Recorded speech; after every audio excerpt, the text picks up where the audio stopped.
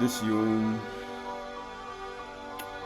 close the doors of your mind from all carnal will, all carnal thought, all emotions, all desires, all fears, all doubt, all laziness, in the center of one's mind, and bring your mind to balance within oneself.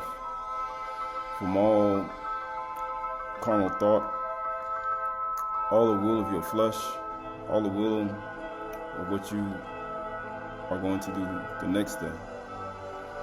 Focus on paying attention today.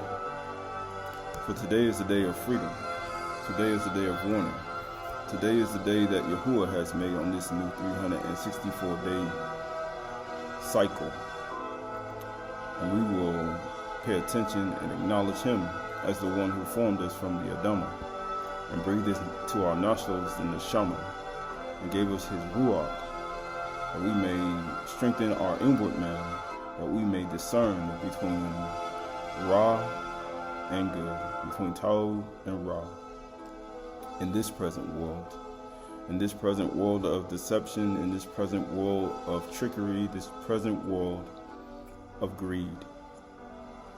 For this yom, we acknowledge Yahuwah, the one who sits in the highest Shamayim, who governs the Shaba'i Shamayims with his son Ben Yahusha, the one who gives life and who takes away, the one who is the maker of the rich and the poor, the one who gives wisdom and kukma to the wise, the ones who desire more than silver and gold and riches and esteemed riches and all the things that man seeks after in this life. For these are the ones that seek ye first the Malkuth, the kingdom, and all the riches and the things that they desire will be added to them. But this yom, we acknowledge the one who made the har, all of the har on the Arats, all of the yam, the water, the ocean on the Arats, the one who gave Chay to us as light, or from the Bereshit, from the beginning, the one who lives inside of those who walk in compassion, and the one who shows mercy to those who show mercy.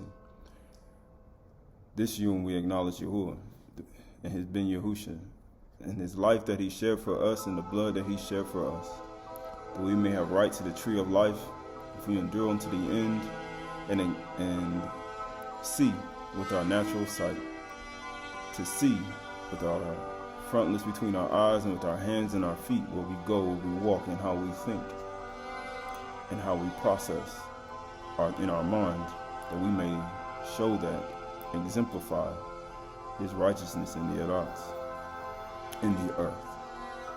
So this yom, we continue to move forward in love and compassion and humility, not only for ourselves but for others.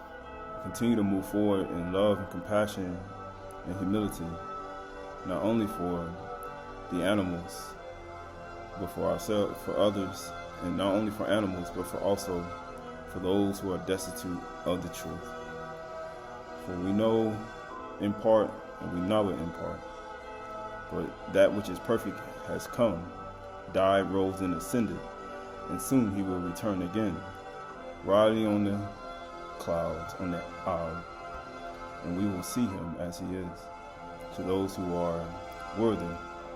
And as we move forward, we forget those things which are behind, and we press forward toward the high calling, that we may ride upon the heights of the cloud and the wings of the wind, that we may be fed our okla, our food, our call, in our thoughts and our mind, that we may walk in the pureness and righteous light. For we acknowledge Yahuwah Elohim, who made all things. So this is Wisdom of Solomon, Kukma Shli Shaloma 7:6-14. For all men have one entrance into life, and the light going out. So when you look at Ish, unless you were formed out of the Dhamma, literally, and had it taken out of the river of a man, you came in through a matrix or a wound of a woman. And each man has one entrance into life and the light going out. So you came in through a portal gateway, and you're going to leave through one. right? It says, wherefore I prayed and understanding was given to me. I called upon Yahuwah Elohim, and the Ruach of wisdom came to me, right? So when you think about wisdom and knowledge and understanding, right? When you call upon your Elohim, right? When your heart is in the right place, He'll grant you everything you need. Verse 8 says, I prefer her before scepters and thrones. I prefer her before a title. I prefer her before a building. I prefer her before a sign in the sky telling people where to meet me at.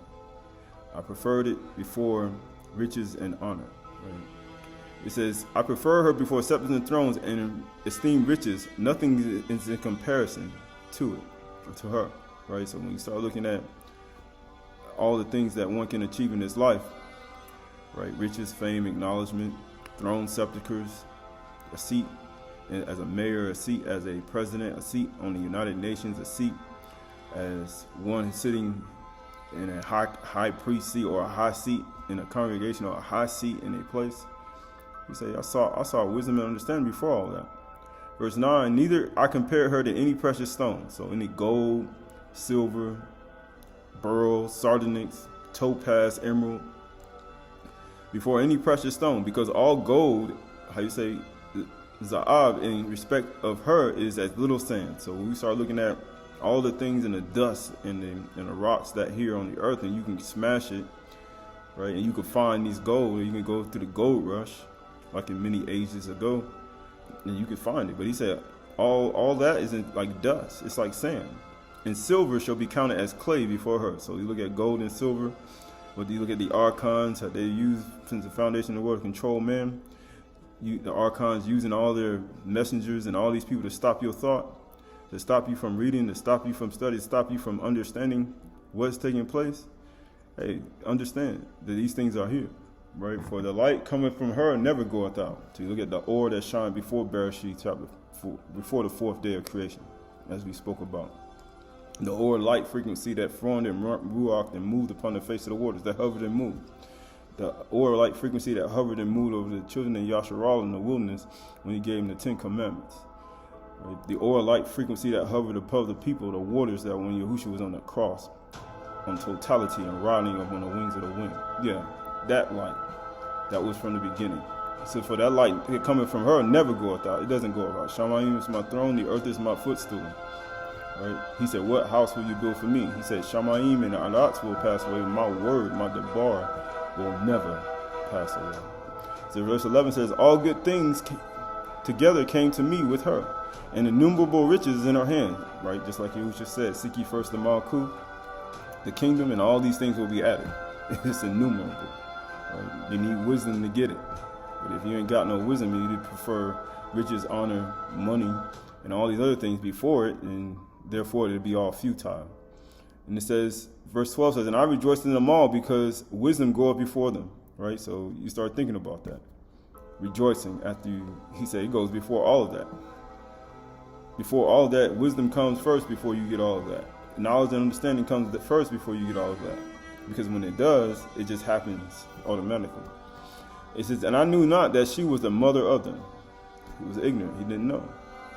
I learned diligently to communicate her liberally. I do not hide her riches. Don't hide it. Don't hide it from anybody, right? He says, for she is the treasure unto men that never faileth, which they that use become the friends of Yahuwah Elohim. So when you have wisdom, knowledge, and understanding, guess what? You become a friend of Yahuwah. Being commended for the gifts that come from learning. Gifts, Natan, that come. Natan Bo, like come. They come, right? For what? Natan Bo, right? They come to you for what? Learning. It comes from learning.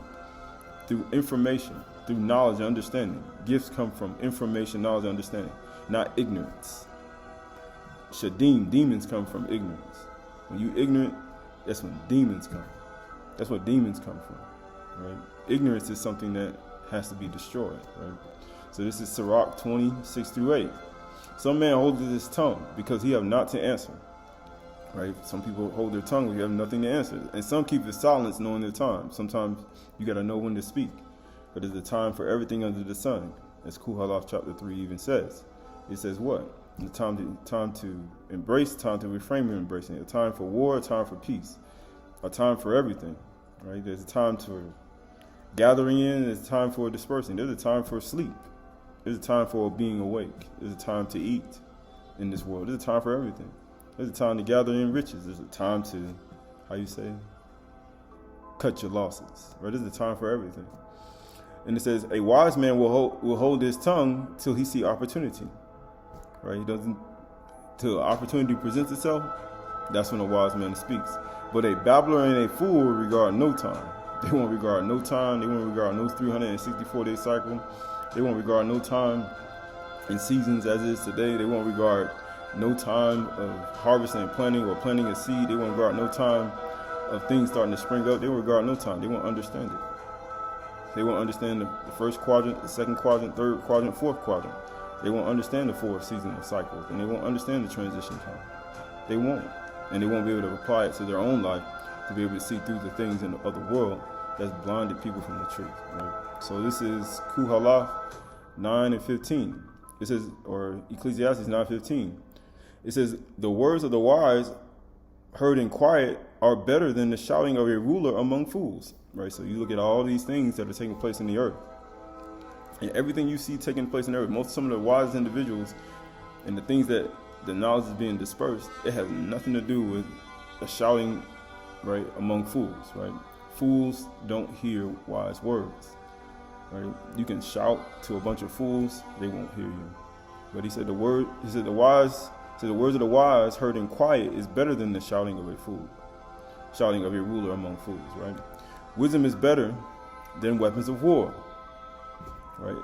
Kukma, wisdom. So what good is you have a weapon and you ain't wise? What good is you having a gun and you ain't wise with it? You see a bunch of unwise people with weapons. What good is that? What good is holding the sword of the Ruach and you ain't wise with it? Right?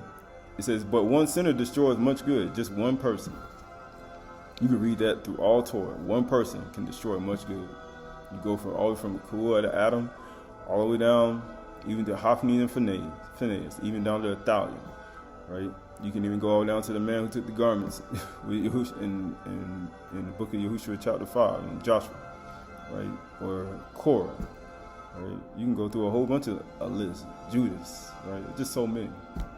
Verse Ehud chapter of Job 32 and 6 says, I said, let days speak, and many years teach wisdom.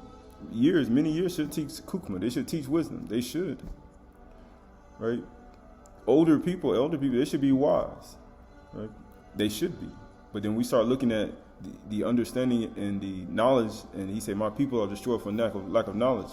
Therefore, you have rejected knowledge. I reject you and your children. So wisdom, right, should be, it should be there. Aged people should teach wisdom. But guess what he says? But it is the Ruach in man. So when you start going from elder people, then you say, okay, what was before an older person even in the world? What was here before that? What was here before an elder person or older person who's supposed to have wisdom? What was here before that? He said, but it is the Ruach in man, because the Ruach was here before Ish even existed, or Isha, or a man or woman even existed. It says the breath and the Shama of the Almighty, or Shadi.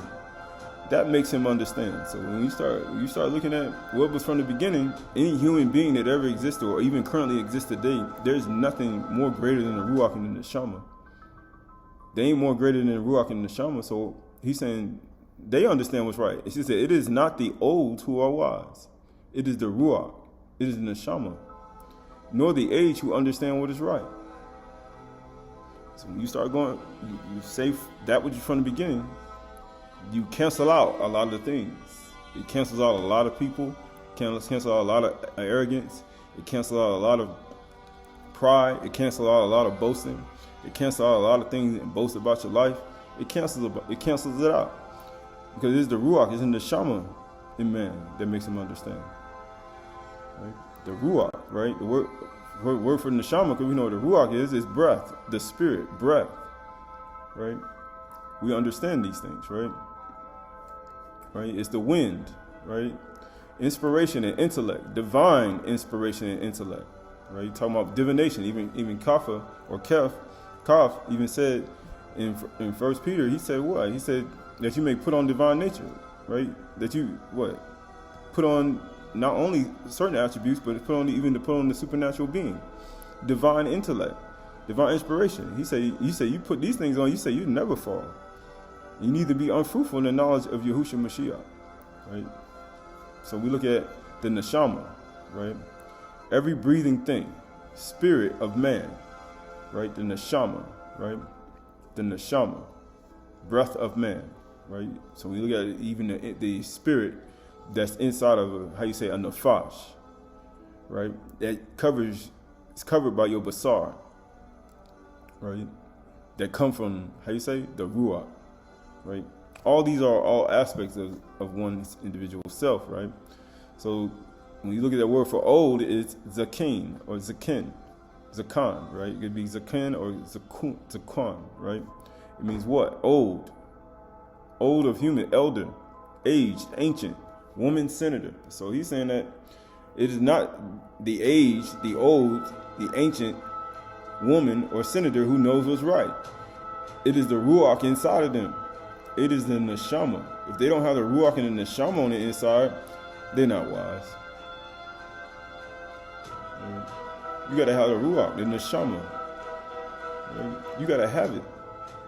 Why? Because these are the things that's going to give people divine inspiration, intellect. Right? And that's supposed to come from your inward man to the younger people that's younger than you. Right? If you don't have divine inspiration and intellect, you have to pour it out to the others. He said, why would he say neshama and ruach is greater? Why would he say it's in the neshama in man, right?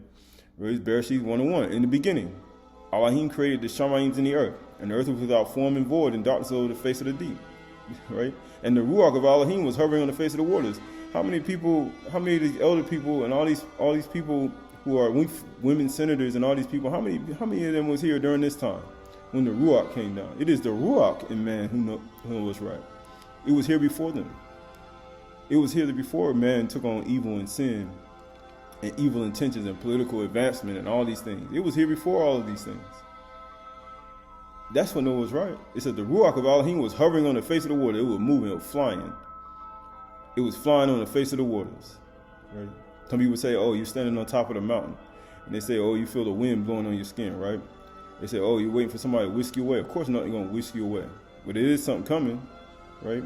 It is something coming, and it's coming from the four Shamayim, right? Crystal City. And guess what it's going to do? It's going to receive those who are waiting for it. Right? Verse 3 says, and Elohim said, let there be light. He said, let there be or where, and let there be light, right? And there was light. There was or. And Elohim saw the or, that it was good. And Elohim separated the light from the darkness. Like he's going to separate the light from the darkness. He's going to separate people of light from darkness. He's going to separate jealousy, envy, strife, complaining, criticism, pride, adultery, fornication. He's going to separate these people, right? He's going to separate all of you people from people of light.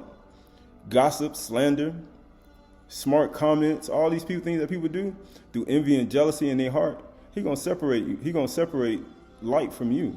He's going to separate the or from you, from your place, from your movement, from your congregation, from your people, from your life, from your family, right? They're going to separate them from you. Why? Because he has to. I'm going to separate or from darkness. Those who are illuminated in thought process and those who are not. Right? And we ain't talking about illumination with cash flow. Getting money is easy. Right? It's staying illuminated in the or light frequency and keeping your body in subjection. Right? That's what you really need to be focused on. All the other stuff is easy, right? Verse 5 said, Elohim called the light, called the or yum, and the darkness he called night. Right? So which one are you? The children of the day or the children of the night?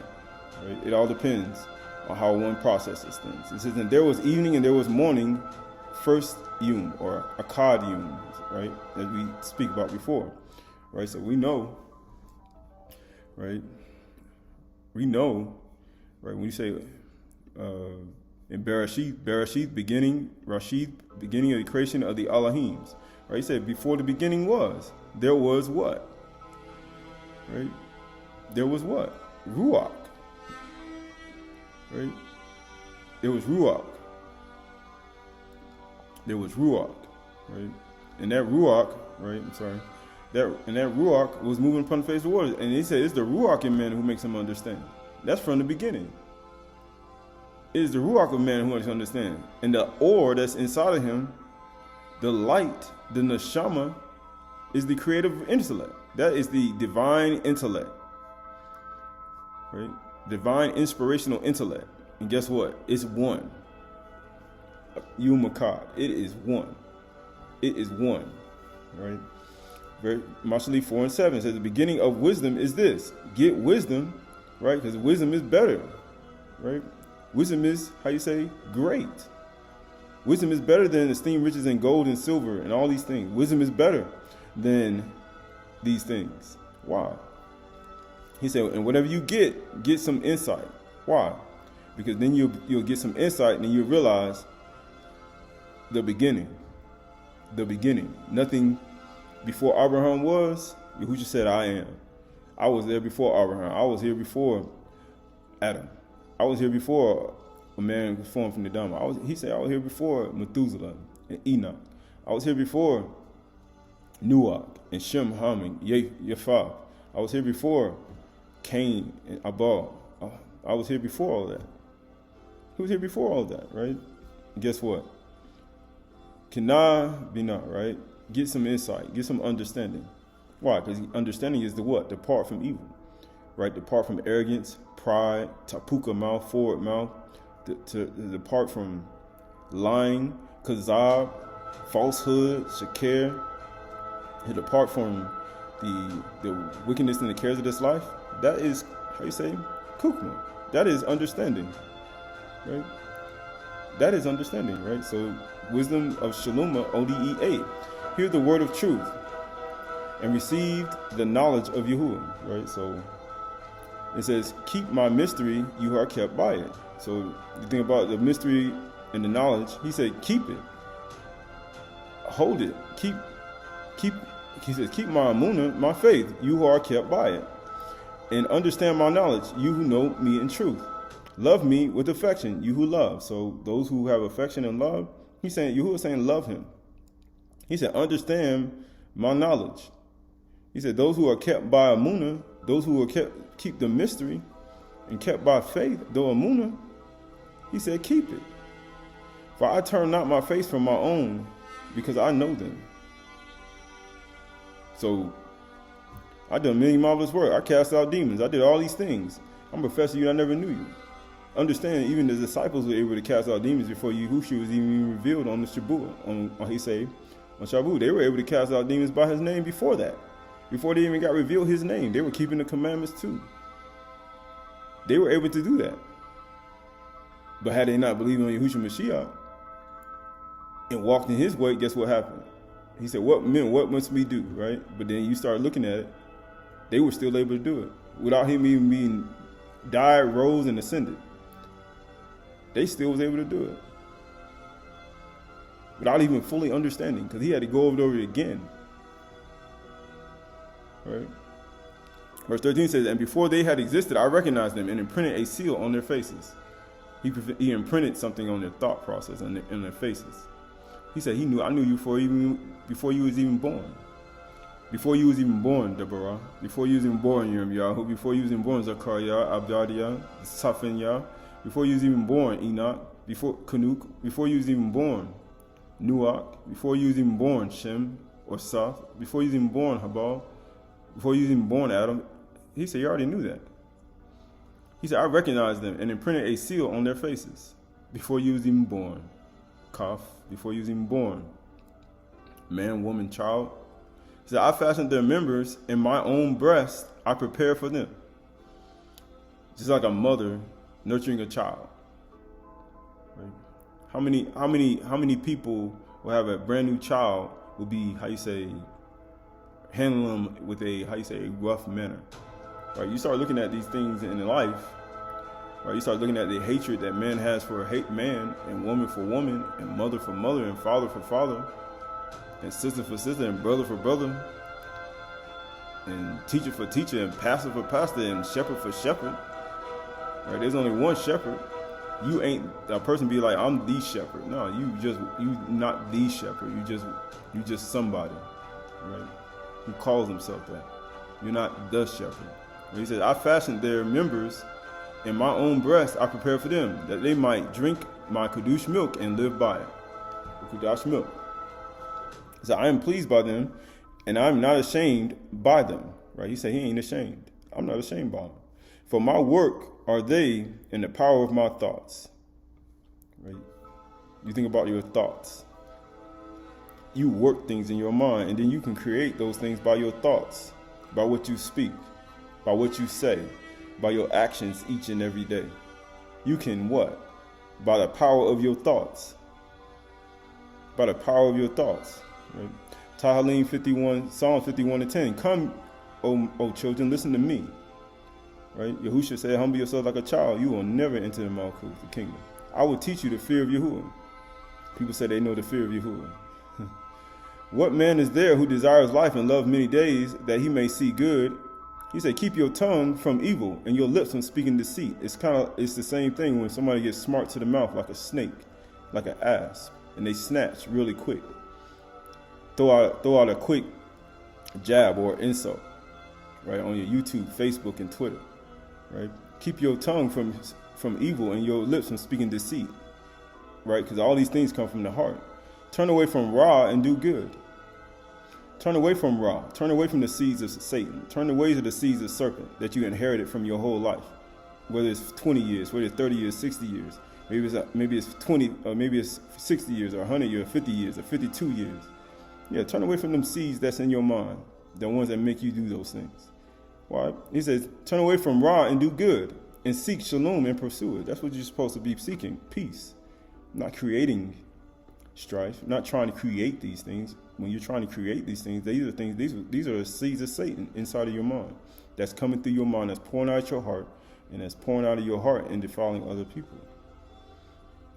Right? He's telling the children, he said, listen to me. He says, the eyes of Yahuwah are toward the righteous. It's always like that. And his ears are toward their cry. The face of Yahuwah is against those who do evil. Panim Ra. Right? He's against you. Right? He says to cut off the memory of them from the earth. So you think about memory of people from the earth. The things that people hold to.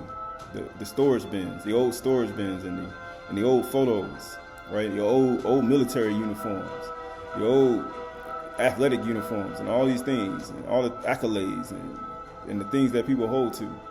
And all of the heirlooms and the artifacts that one's passed down from generation to generation. He's saying, man, I'll cut the memory off you from the earth. He said, Aleph, Kaf, 1 and 2 and 2. It says, likewise, like newborn infants, long for the pure spiritual milk, that by it you may grow up unto salvation, if indeed you have tasted that Yahuwah is good. So if one has tasted that Yahuwah is good, right? Just like he said, I'll never turn my face to those I know. The ones that love me, love. Those who keep the mystery and Amunah, and those who kept by it, keep it. I'll never turn my face to them I know. Those who love me and love. He said, I gave him my breast, right? That I may give them the spiritual milk, that they may live by it. The Kadash milk, right? Like newborn infants desire it, right? This is Kukma Shlishanuma 9 through 13. They that put their trust in him shall understand the truth. You put your trust in Yahuwah, you'll understand this. It's not that hard.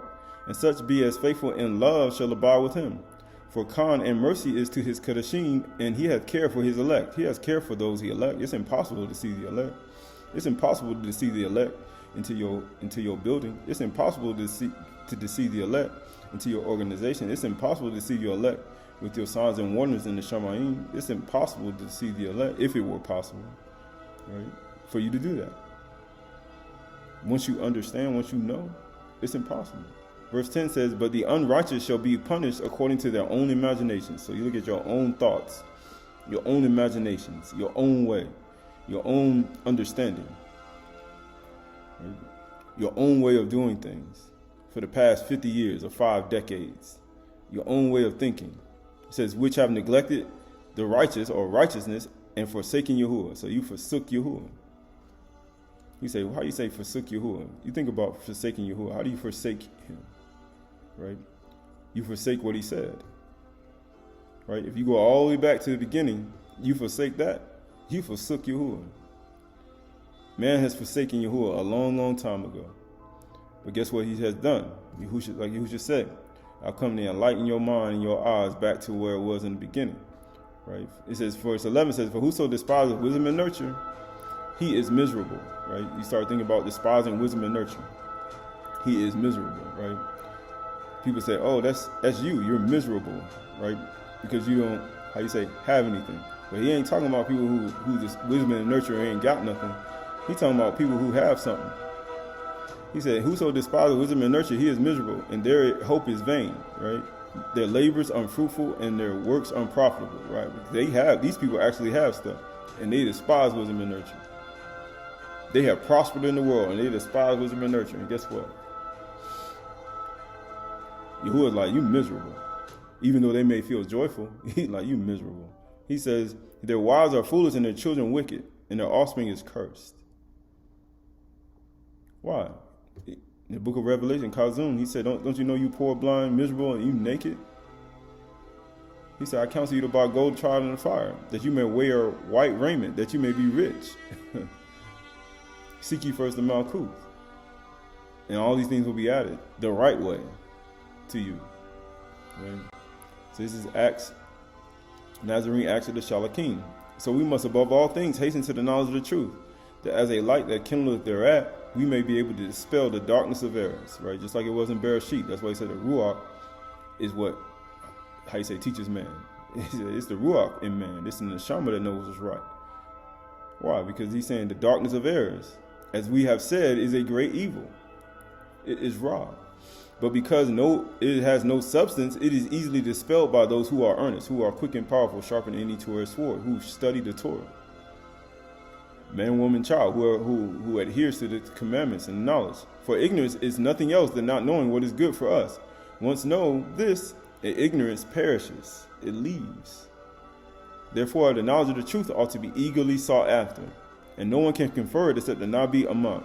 For this is the gate of life, to those who enter, and the road to good works, going to the city of salvation. Right? Good works. People say maintain good works. Yahushua said give to every person who asks you. I mean, I was on the road. I remember I had got a flat tire. I was like, man, why did the tire got flat? Brand new tire. But then I had to go put some air in it just to get to where I need to go. And as I was putting air in it, and granted, I didn't expect my tire to get flat. As I'm putting air in my tire, this lady walks up behind me. I didn't even know who she was. Just walked up behind me, startled me. And she said, do you have anything to give me? Any money? Right? Just startled me. Got out of her car and just said that to me. Like she was struggling, and she asked me, and in my mind, I could have been like some of everybody. I only do it for people that believe, for people that only people that believe. But I didn't do that. I gave that woman some money. Then when I got in the car, I realized the only reason my tire got flat because he needed to put me in position to where that can happen to give that woman some money. Right? Because sometimes you be thinking it's just all about you. But it was just all about that time that Yahuwah put you in to see if you would actually obey Yahushua Mashiach. Because he said, get to every person who asks you. It don't matter who they are. Right? And good works going to the city of salvation. This is Job 27:1. And in Job, again took up his discourse and said, as Yahuwah lives, who has taken away my right, and the Almighty who has made my soul bitter, right? As long as my breath is in me, and the Ruach of Yahuwah is in my nostrils, because we know that the Ruach of Yahuwah is what? It's a Ruach in man who knows what's right. It's the Ruach. It's the Neshama who knows what's right. He said the age don't know what's right, because the Ruach was here before you. The Ruach, Neshama, was here before any man, woman, child, anybody was even born. Before the physical reality that you even adhere to and boast about was even born.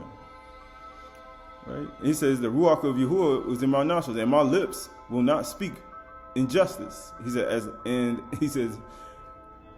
as long as my breath is in me, or the Neshama is in me, and the Ruach of Yahuwah is in my nostrils, My lips will not speak falsehood, or you say shakir, untruths. And my tongue will not utter deceit. So my tongue won't speak no deceit. Far be it from me to say that you are right. Till I die, I will not put my integrity from me. Right? So you start looking at that. He said, I will not put my integrity from me. Right? I hold fast to my righteousness, and I will not let it go. My heart does not reproach me for any of my days. Let my enemy be as the wicked, and let him who rises up against me be as the unrighteous. Right? For what is the hope of the hypocrite or Qahalath when Yahuwah cuts him off? When Yahuwah takes away his life, will Yahuwah hear his cry? He said, I'll never turn my face in him. I know those who love me. He said, the face of Yahuwah is always on the righteous, and his ears open to their cry. He said, will he cry? When distress come upon him? When he takes delight, will he take delight in the Almighty Shadi? Right? Will he call upon Yahuwah at all times? I will teach you concerning the hand of Yahuwah. What is with the Almighty Shadi, I will not conceal. Just like Shalom said, I'm not going to conceal it. I'm not going to hide her riches. I'm not going to hide it from you. He said that. And also he said, man, at all times. Matter of fact, he said, will he take delight in the Almighty? Will he hear your cry? If you don't love him, if you don't keep his mysteries in the moon, if you don't walk in love and compassion. But he said, I'm not going to put away my integrity though. Right? He says the word for deceit is ramya. Ramya. Right? He said, my lips won't utter deceit, right? Ramya. That means what? Laxness, slackening, deceit, treachery. He said, my lips won't utter treachery. Right? The laxness means behavior that shows little care, attention, or control. He said, my lips won't utter these things. Right? The word for integrity is tuma. The word for integrity is tuma. It means innocence. It means integrity. Tuma. Right? He said, I will not remove my integrity from me. Right? Put away my tuma from me. That means innocence, integrity. How many people are innocent? Or everybody on the planet Earth is guilty. Right? He says innocence, integrity. That's what he said. I will not remove my innocence and integrity. Right? You look at tuma, you got the tu, the meme, the ha. Right? Which equals to what? 445. Right? Which equals to 13. I will not remove my tuma away from me. Amazing, it equals to what? You got 13, right? And we know, right? We know that from the solstice, it was 13 days to Parach, right? It was 13 days to Parach, right? And then you had what? You on a 364-day cycle, right?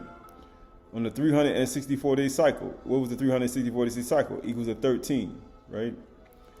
Amazingly, you have that.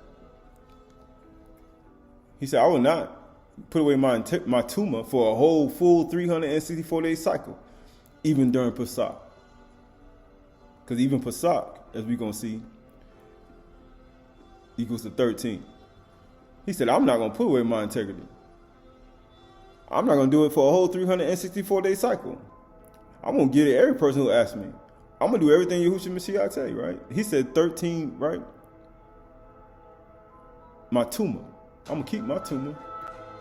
So, Mashli, Proverbs 8 through 11 says, all the words or amar of my mouth are righteous. I'm going to keep my tuma, right?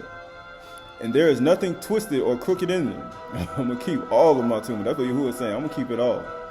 They are all straight, not to him who understands, and right to those who find knowledge. So those who find, or he says seek. It says, take my instructions instead of silver, and knowledge rather than gold. Why? And it says, for wisdom is better than jewels. Why? Because if you ain't got no wisdom, what good is your wisdom, your silver, and your gold, and your jewels, if you ain't got no wisdom and know how to use it? And all that you may desire cannot compare with her.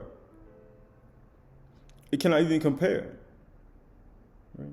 So it says for wisdom. It says word for Amar is what? Emer. Well, the word for words is Amar.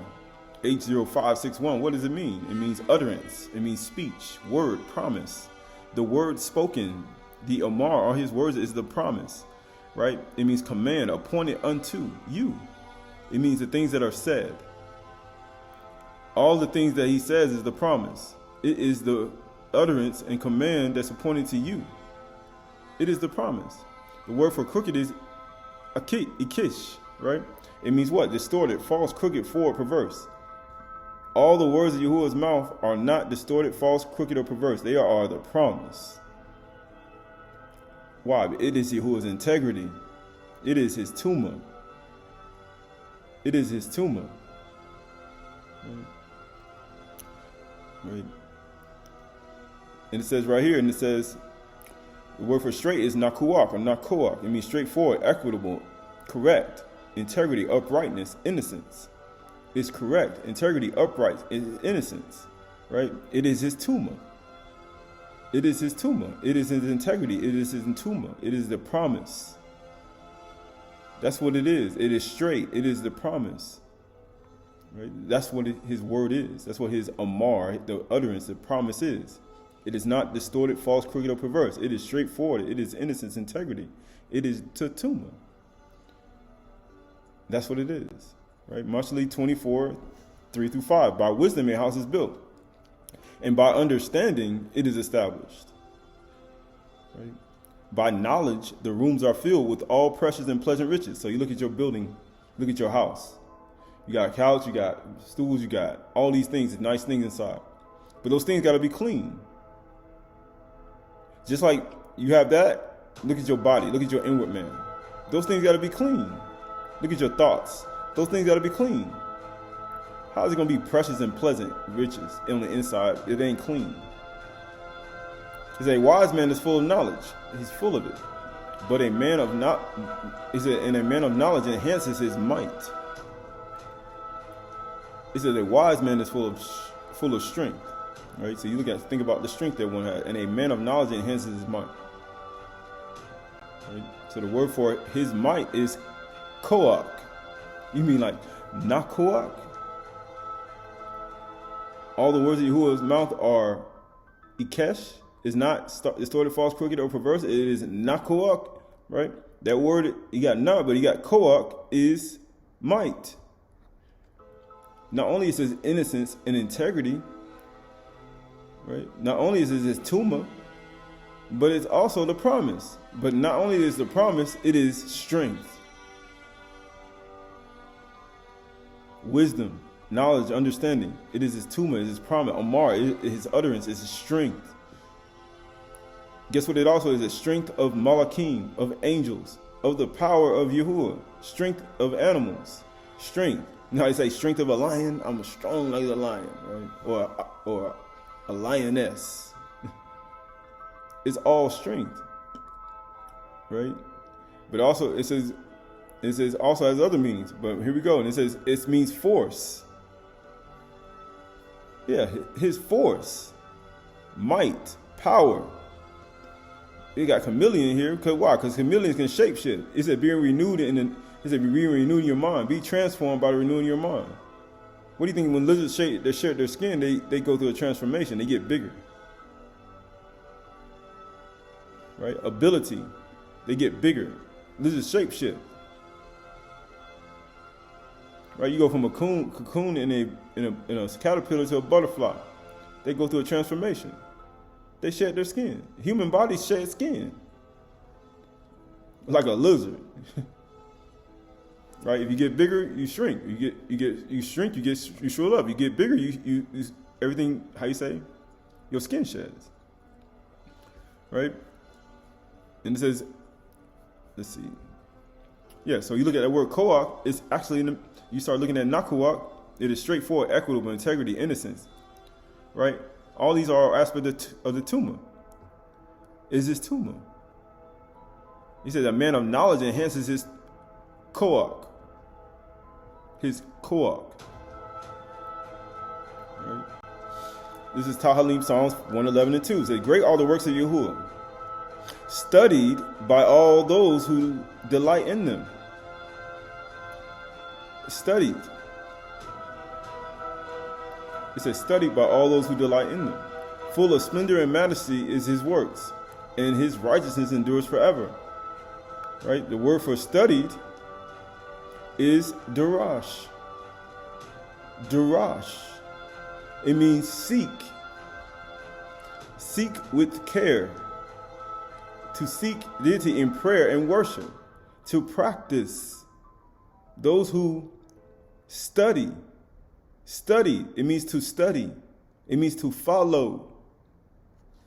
Right? It means to tread, to frequent, to follow. That's what it means. He says, great are the works of Yahuwah, followed by those who delight in him. Great are the works of Yahuwah, studied by those who follow him. Great are the works of Yahuwah, practiced by those who follow him, by those who delight in him. Great are the works of Yahuwah, worshipped by those who delight in them. Great are the works of Yahuwah, seeked with care by those who delight in him. Right? That's what it is. Darash. Right? Yeshayahu 55:11. For as the rain and the snow come down from Shamayim, just like you see the rain and the snow come out of the Ab, the cloud, the dark clouds, and out of the clouds, guess what it says? And do not return there, but water the earth. It does not go back. Once it comes down, it don't go back. Making it bring forth the sprout, it's going to bring forth sprout. Giving seed to the sower, it's going to give seed to the sower. So when the word come down, it's going to give seed to you. And bread to the eater, it's going to give you bread to eat. Or you mean bread to put on your shulchan to offer to Yahuwah with your tahor minka. It says, so shall my word, my debar, be that goes out of my mouth. His debar that goes out of his mouth, it's going to be the same way. The same way. Because great are the works of Yahuwah, darash, how you say? By all those who delight in it. Right? It says, so shall the word that be that go out of my mouth. It shall not return to me empty. When the seed go down, he's like, man, I'm going to produce. But it shall accomplish what I purposed, for which I purposed it. And shall succeed in the thing for which I sent it. It's going to succeed. How you know it's going to succeed? When somebody get the seed in their mind, and it gives them bread to eat, give bread to the eater, and they start changing, they're going to accomplish everything you sent it to do. So the word for debar, right? So the words is debar. The word debar, it means speech, utterance. It is his utterance. How you say amar? Same word. It's amar, utterance, words, matter, commune. It's your language, it's your judgment. The bar is judgment. Dalaf Bith Rosh. Promise. It is the promise. Same word. It's the promise. It is the promise. Right? Tuma.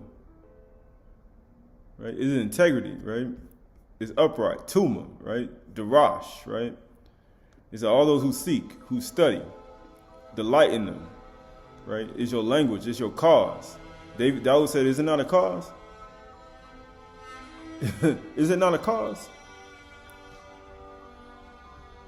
He's like, you all afraid. Y'all standing around here. He's like, hey men of the fire of armies of Yasharal. He said, is it not a cause? You don't defy Yahuwah. He's like, is it not a cause?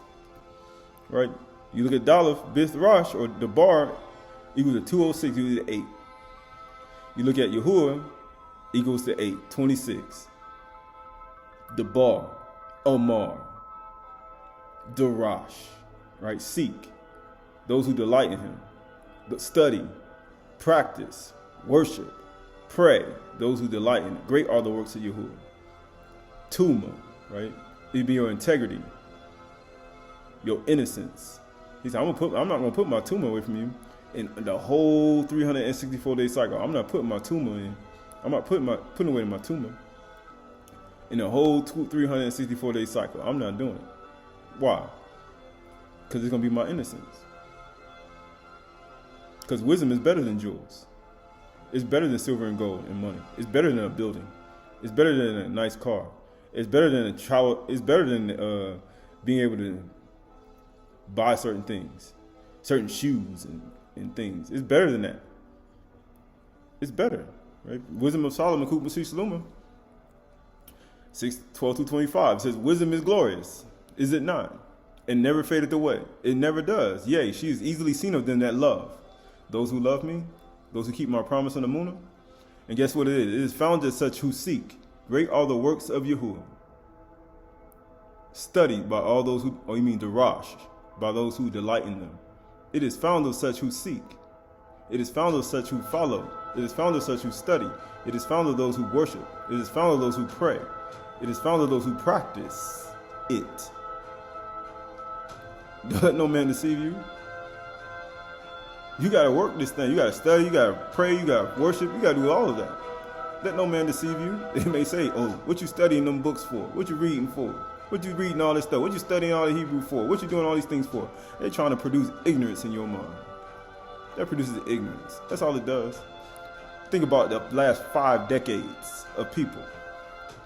How much ignorance, right? You got some people who are not.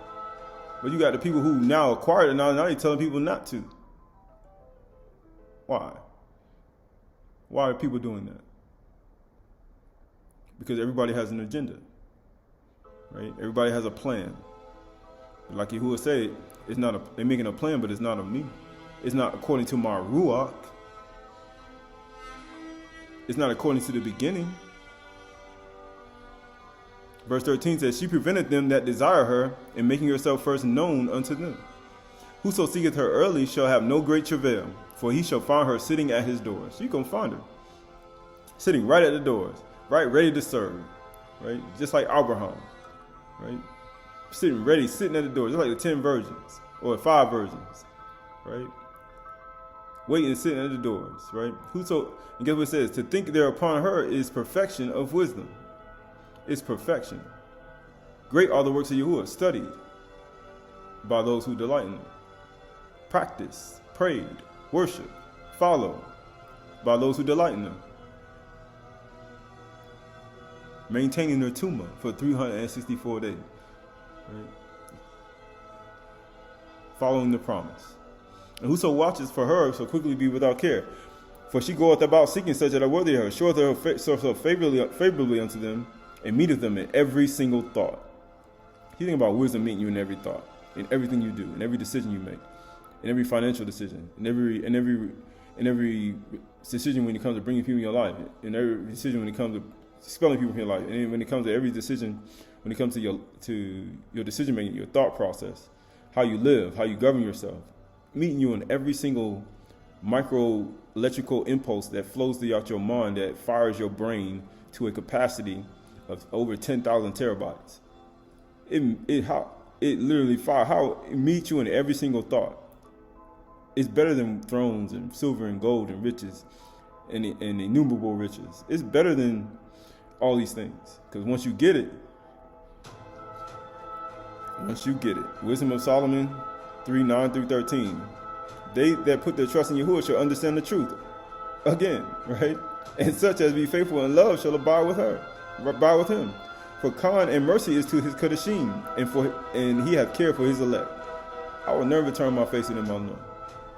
But the unrighteous shall be punished according to their own imaginations, which have neglected the righteousness and forsaken Yahuwah. For whoso despises wisdom and nurture, he is miserable, and their hope is vain, and their labors unfruitful, and their works unprofitable. Their wives are foolish, their children wicked, and their offspring cursed. Right. So how you say, if they each don't despise wisdom and nurture, right, and the wives become foolish, it's not on his fault, and the children wicked, because usually in this world the women take the children. In this system, in this current world, and then the offspring curse. But then the man, how you say? How you say, I'm going to maintain my tumah. Right. When he say what? Studied by those who delight in them, right? Not letting somebody read it to you. They give you 2 verses and then say, that's it and go home. No, that's a waste of time. That's a waste of time and money and gas money. It's just a waste of time, right? So this is Hebrew, how you say, alphabet. Right, there are many charts. I put some of them up here. Right, I went through all of them. Right, but you start going through every single chart, and you look at every single one. Understanding numerical value is important. As we just read with Tuma, what it equals to 13. Right, we start understanding these things on the level that needs to be understood on, not on this superficial ground level that people have been keeping you on for the past 5 decades. Right, they are deceiving people. Right, you got 400. Right. For each, you got to understand each numerical value. You got to understand all the alphabet. Right? You got to understand all of them. Right? Every single one. Right? Why? Because it's important. And time is running out. Right? Right? Understanding the pictograph. Right? Understanding them all. It's important. It's important. Right? Understanding them all. Just like the pa, the mouth, speak. Scatter, just like you scatter seeds. In the pictograph, you scatter seeds. How you gonna scatter it? By the bar we just read. My word gonna come down like the snow and rain. It's gonna produce bread to the eater and seed to the sower. That's what the pa, or they say the word spoken, the amar, the rash, right? It allow you to maintain your tumah, your integrity, in your inward man, in your inward thoughts. In your inward thoughts. This is Bereshit 1:28-31. And Allahim barak them, and Yahuwah said to them, be fruitful and multiply and fill the earth and subdue it, and have dominion over the fish of the sea, of the sea, right? That's things in the ocean, and over the birds of the shamayim, right? And over every living thing that moves on the earth. And Yahuwah said, behold, I have given you every plant yielding seed that is on the face of the earth, and every tree with seed in its fruit. You shall have them for food. He said, my word going to drop down like rain and snow. It gives seed to the sower and bread to the eater. So what you think? If Yeshayahu come and tell you that in 2023, and you go read that in 2023 AD, what you thinking about? Are you thinking about the beginning? Are you thinking about what he said before? Shem, Yaham, and Japheth got off the boat and did some things on that boat, and then he got off and he knew out drinking wine and getting drunk. Are you thinking about the beginning before the flood? Because that's what he was talking about. It says you shall have them for food, and to every beast of the earth, right? So that's every beast, or they got Bahama or Behema, right? Bahama, right? And every bird of the shamayim, and to every creeping that creeps on the earth, and everything that has the breath of life, I have given every plant for food. And it was so. So be it. That's Yahuwah's, how you say his amar, his debar, is an innocence, right? Is the utterance his promise? This is the promise. What's being spoken right here.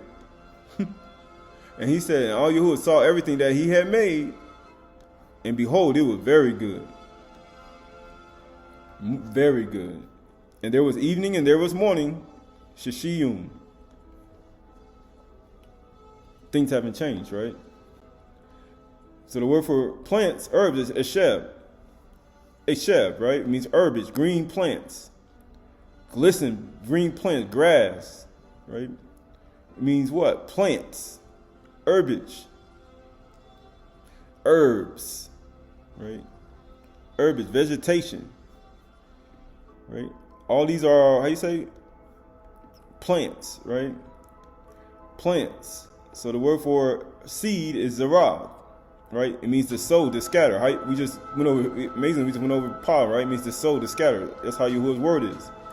Yielding seed, producing seed. What produces seed?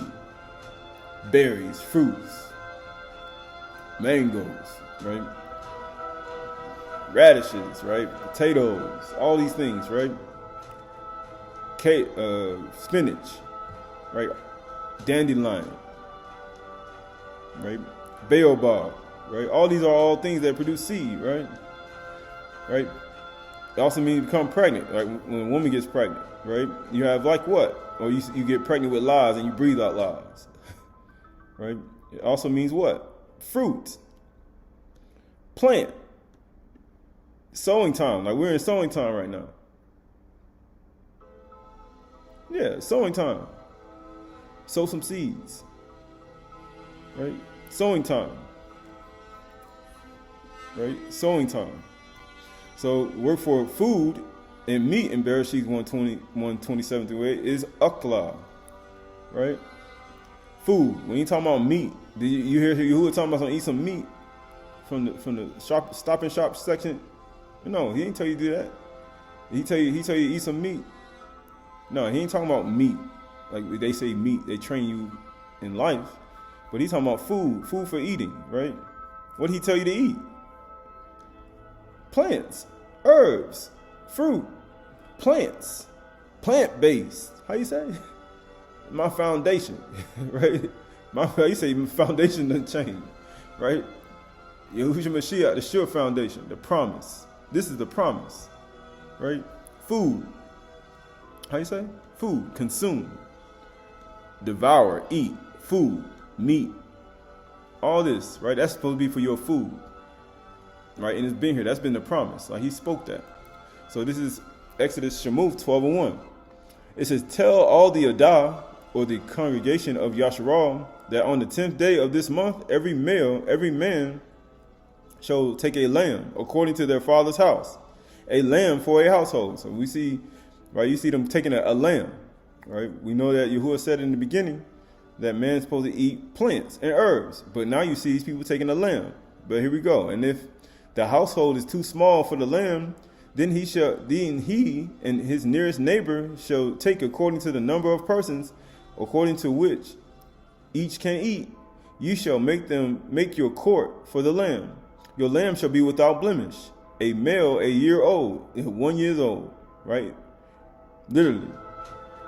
And you shall take it from the sheep or from the goats, and you shall keep it until the 14th day of this month, this current month. Right, we're about 10 days away. It was 13 days away last time we spoke, but now we 10. And guess what? When the whole assembly of the congregation or the Aydah of Yasharal shall kill their lambs at twilight. They shall kill their lambs. So when you talking about, I mean, everybody got a lamb. It ain't just one lamb. Can you imagine how many households that is? That's a slaughter fest, right? Complete slaughter fest. And he said you supposed to kill it at twilight. So everybody killing their own lamb at twilight. That's a slaughter fest. How you think Yahuwah just felt? We just talking about every herb yielding seed for food and for the animals. How you think he's feeling right now? Even though he has a plan here, but even with it, how many times you gave something to somebody, you'd be like, man. But even with it, he still had a plan because he was trying to do something. He was trying to turn people from something. Right? This is the Aramaic Palestinian Targum. Speak to all the congregation of the children of Yasharal, saying, in the 10th month of this month, whose time is appointed for this time occasion, and not for the coming generations. It says, for this time occasion, and not for the coming generations. They shall take a lamb for a house, and not for the coming generations. For if the men of the house are fewer than 10 in number, in proportion to a sufficient number to eat the lamb, he and his neighbor who is nearest to his house shall take, according to the number of the souls, each man according to the efficiency of his eating, shall be counted for the lamb. The lamb shall be perfect, a male, the son of a year, he shall be to you.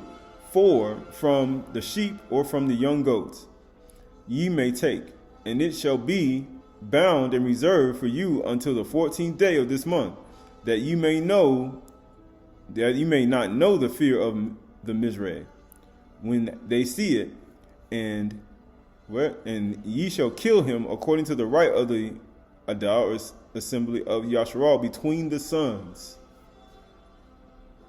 Between the sons. When the sun go down, and when the sun go down, rise, and it go down. You got to do it in between the suns. Right? In between the sun, evening to evening. You got to do it. Right? When that sun go down, you need to be doing it. Right? There's a reason. Right? Verse 7 says, then, when we continue on with the ESV, that was the Aramaic Targum, so we continue on the ESV again. Since then they shall take some of the blood and put it on the doorposts and on the lintels of the house in which they shall eat it. And they shall eat the flesh that night. So you gotta eat it in nighttime, not in the daytime. Not wait all the way to when the sun get ready to go down the next day. Right? You know how the sun get ready to go down the next day? Right? You wait until when the sun get ready to go down, you just do it like at that last moment? Nah. He said that night, roast it with fire. You gotta do it quick, with unleavened bread and bitter herbs. They shall eat it. Do not eat of it. Do not eat any of it raw or boiled in water, but roast it. Its head with its legs, and it says, but roast it. Its heads with its legs and inner parts. So the whole thing gotta be intact. It has to. And you shall let none of it remain until the morning. Anything that remains until the morning shall burn. In this manner you shall eat it, with your belts fastened, your sandals on your feet, and your staffs in your hand. You need to be ready. Why? And you shall eat it in haste. You need to eat it in haste. So you're going to wait. Your sun go down, right? You're going to wait for the sun to rise and then wait for the sun about to go down the next day. Now, he said you need to eat it in haste. It is Yahuwah's Pasach. For I will pass through the land of Mizraim that night.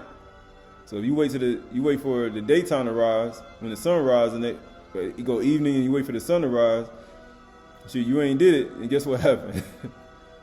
Man, you destroyed. Yahuwah always about being quick. And I will strike all the firstborn in the land of Mizraim, both man and beast, and on all the gods of Mizraim. And I will execute judgments on all the gods of Ham. Right, because Ham had a lot of gods. He collected them. They had collectible gods. Right? Just so you see all these gods today. All these guiles and statues and dolls and gods, right? He said, Ham had a lot of them. He said, I will execute judgment. I am Yahuwah. The blood shall be a sign for you on the houses where you are. And when I see the blood, I will pass over you, and no plague will befall you to destroy you when I strike the land of Mizraim. So you think Yahuwah come and do that? No, he got evil spirits to come do that.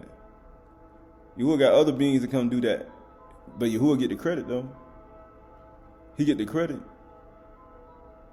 Right? You got to get the credit. So the word for congregation is Aydah. Aydah, it means congregation, a gathering, a fixture, assemblage. It means a family, a crowd, a concourse, a company. It means a multitude, a people, a swarm, right?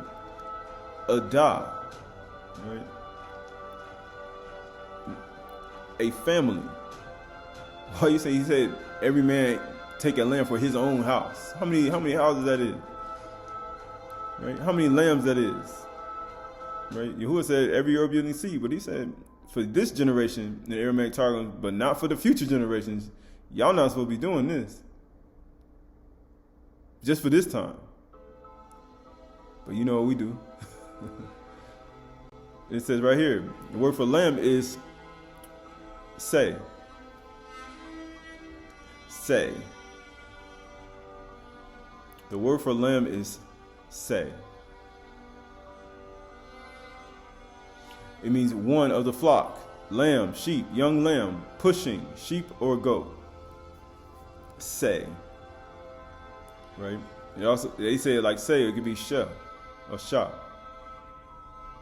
Right? Right? Because they got the shin and the ha. But it has say, it's shah, right? Say or shah, right? You can say it either way, but it says shah if you take out the vowels, but you say say. But yeah, say.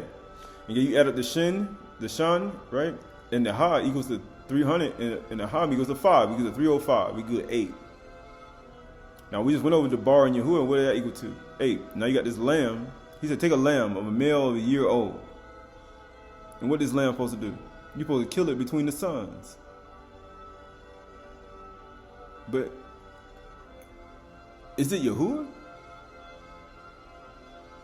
Right? The bar of Yahuwah is the lamb? Or you mean the say? The bar of Yahuwah is the say? So the word for unleavened bread is matzah. So you're supposed to eat with unleavened bread and bitter herbs, right? Because we know herbs was part of the Bereshit. That was the commandment in the Gan that he gave Adam. So the matzah, it means unleavened bread, cake, without leaven. So anything that has leaven in it, you don't need to have it during this time. You don't need to put it inside of your house. Matter of fact, you have to get rid of it, right? Not only you have to get rid of it in your house, but also inside of you. But it says what? Without leaven. It means greedily, sweet. It means sweet, loaf, sweetness, cake, a loaf.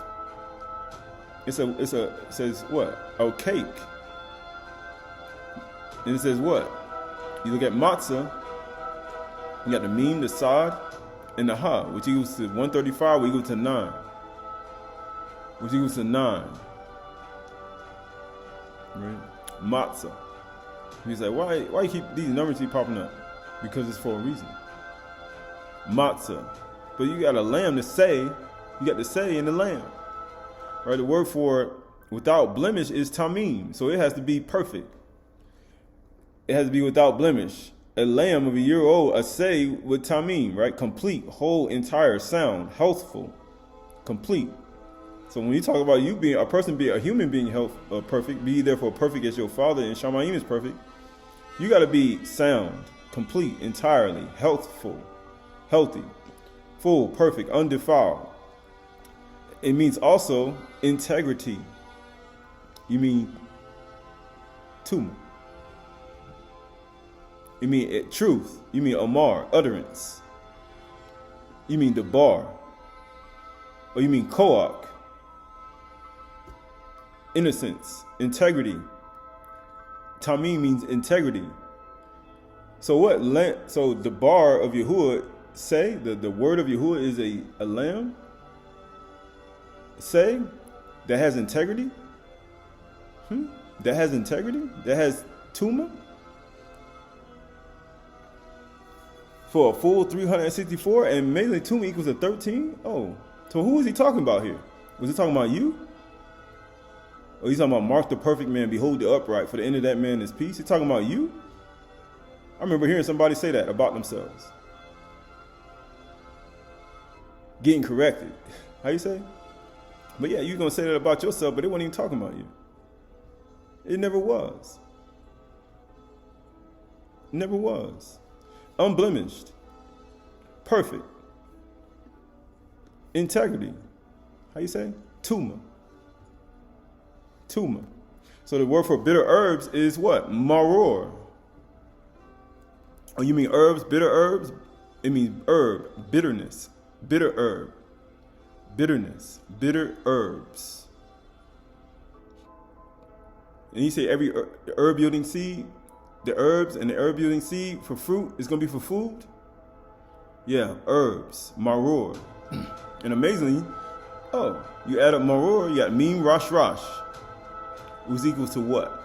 440, which equals to 8. Oh, you mean Yahuwah? Oh, you got a lamb, or say that, and a maror, a bitter herb, which is the bar of Yahuwah. So the bar of Yahuwah gave you bitter herbs, and this, how you say, this tamim, say, a lamb.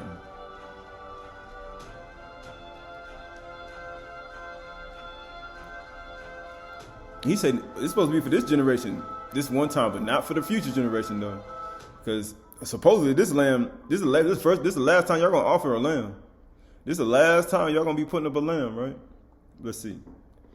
So this is the word for night is Arab, right? So he said he's supposed to slay it that night. The word for night is Arab, right? It means evening. Night, sunset, day, evening. So remember these words. Why? Because these words, if you know that Abyd, it pops right back up.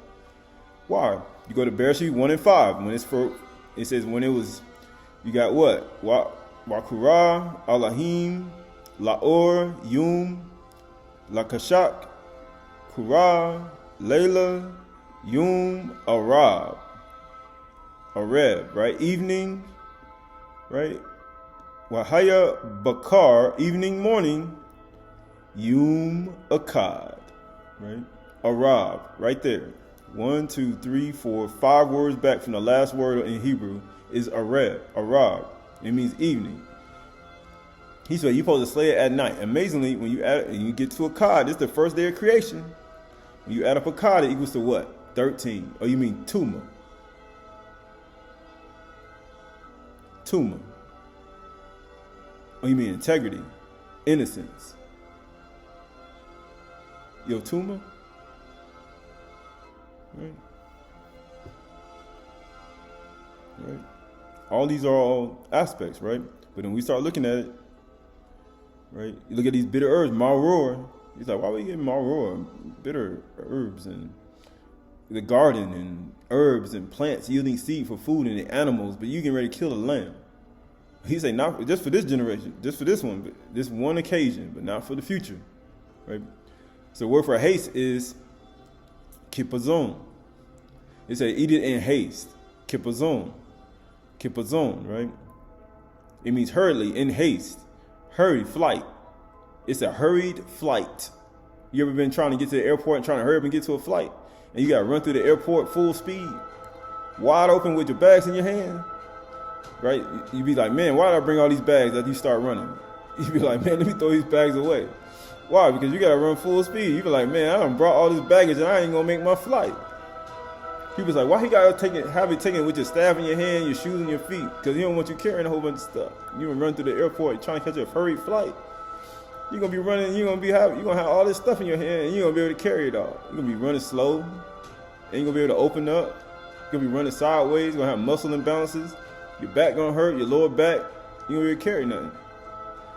It means hasty flight, right? Kipazon, right? You gotta be ready. Staff in your hand, shoes, sandals on your feet, and right, you gotta eat it with bitter herbs. You gotta eat it with unleavened bread. You gotta eat it in haste. It's Yahuwah's Pesach. You gotta do it at night. Just like how fast the word came down, the or, and he said, "Let there be or," and then you gotta do it. Not only you gotta do it in haste, you gotta have to do it with your tuma, with integrity.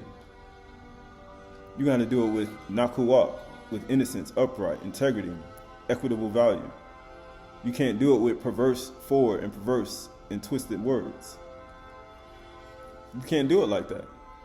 And you have to do it by his amar, his utterance, and his word. You see how all this works? You got to do it just like he said, just like Yahushua Mashiach did it. You got to do it just like he says. And you got to do it with bitter herbs, just like it was in the beginning. And amazing that he was the 8. Then you got to do it by his debar, which equals the 8. You got to do it by Yahuwah, which equals the 8. And you got to do it by his say, his lamb, which equals the 8. Right. So this is continued. Verse 14. This day shall be for you a memorial day. And not like Memorial Day that they have here. It's Zakaroon, right? But they have Memorial Day. And ye shall, Zikaroon, it says, and ye shall keep it as a feast to Yahuwah throughout your generations, a statute forever. You shall keep it as a feast, a cog, 7 days. You shall eat unleavened bread. On the first day, you shall remove leaven out of your houses. Right? You gonna wait till the first day to get the leaven out your house? That's like you add extra work to your life. You're like, nah, you supposed to start that way a long time ago. You're like, man, get leaven out your house. For if anyone eats what is leavened, from the first day until the 7th day, that person shall be cut off from Yasharal. On the first day, you shall what? You shall hold a Kedushas Aydah, right? And it says, and on the 7th day of Kedushas Aydah, right? No work shall be done on those days, but whatever needs to eat. So people are like, oh, you can't do that. You know how you're over religious and over righteous people, but you can't do nothing, right? Say only. But what everyone needs to eat, you will be eating. You will be eating. He says that. It said that alone may be prepared by you, and you shall observe the cog, right? The cog of unleavened bread. For on this very day I brought your host out of the land of Mizraim. You mean in a hasty flight? I had to get you out. Hasty flight. Therefore, you should observe this day throughout your generations as a statute forever. In the first month, from the 14th day of the month at evening, Arab, and you shall He says, from the 14th day of the month at evening, arrive, and you shall eat unleavened bread until the 15th, or until the 21st day of the month at evening. Right, so you gotta do it at evening time after you eat, take the Parach, right? From evening to evening, right? And that's 7 days of eating unleavened bread. For 7 days, no leaven shall be found in your houses. If anyone eats what is leavened, that person shall be cut off from the congregation of Yahshua. Why is he telling people to do that? Because he's trying to teach people to do things as one, as it was in the beginning, a Kadiyun. He's trying to teach people how to be unified. Right? He's trying to teach people that. That's why he said be cut off. It says, whether it's a sojourner or a native of the land, ye shall eat nothing leavened. In all your dwelling places, you shall eat unleavened bread, matzah. Right? We give it a nine, right? We understand, right? Understanding numerical values, understanding what matzah is. It's sweet bread. Sweet. Right? The word for cut off is Qahalath. It means to cut off, to cut down, right? Cut out, eliminate. To cut out, cut off, to cut down, destroy, to take away, to consume, right? To destroy, Qahalath, right? Cut off. The word for house is no leaven should be found in your houses is bayith, right? So it's like houses, dwelling, habitation, shelter, or abode of animals, human bodies. No leaven shall be found in your body. Not only in your body, but also in your house, where you dwell, where you live, and where you live in your body, in your human bodies, right? A place of light and darkness. We just talked about Bereshit, evening, morning, arrive. Not of light and darkness, of home, house, containing a family, a household. Most people don't care about families no more, right? They don't care about family no more. Man, woman, child, nobody care about it no more, right? Grandmother, how you say, mother, father, family, right? They supposed to do it in the house. Sandals on your feet, right? Staff in your hand, bitter herbs, unleavened bread. But what a lamb, right? Yeah, what about the lamb? We just read in Bereshit, they supposed to eat every herb yielding seed just for food and the fruits. So the word for leaven is seor, or seor in that verse. It means barn, yeast cake, leaven. You shall not have any leaven or yeast cake in your house. Right? He says, leaven. Nothing should be leaven in there. Right? Nothing inside of your houses, inside of your body, right? So the word for leavened with an ed, how you say leavened is chametz. Chametz. They say, somebody say chametz or chametz, right? It means what? To be leavened or be sour. To be sour, right? So this shouldn't even be in your house. How you say? In your body. To be sour, to be embittered, to be grieved, to be cruel, to oppress, to be ruthless. All these things need not be inside of your body, inside of your human bodies, as we read in the body. Cruel man, grieved, cruel child, cruel woman, right? And it means also to be harsh. Like, these things can't be inside of the human body. They can't be there, right? For 7 days, right? So when you start looking at Deuteronomy 16:1, it says, observe the month of Abyd and keep Parach to Yahuwah your Elohim for the month of Abyd. Abyd, right? Yahuwah, it says, month of Abyd. Yahuwah our Elohim brought you out of the land of Israel, of Egypt by night. He brought you out by night. He brought you out by night. And ye shall offer the Parach sacrifice to Yahuwah your Elohim from the flock of the herd. Parach. From the Parach of the herd at the place that Yahuwah will choose. He gonna choose it. Be like, oh, the place that he gonna choose to make his name dwell there. Yahuwah will say, the whole earth gonna be filled with the knowledge of Yahuwah. So he wants his name to dwell everywhere. Then you shall not you shall eat no leavened bread with it. Nothing with that. No sin, or how you say, no harsh, no. You should not eat no leavened bread with it. You can't. So when you're eating the Parach, you can't be cruel, harsh. You can't have no oppression inside of you. You can't be greedy. You can't be embittered or ruthless. You can't have these things inside. You can't be prideful, arrogant. You can't be full of hatred and strife and complaining and criticism and pride, having things against people secretly. All these things got to stop. To make his name dwell there. You shall eat no leavened bread with it. 7 days you shall eat it with unleavened bread.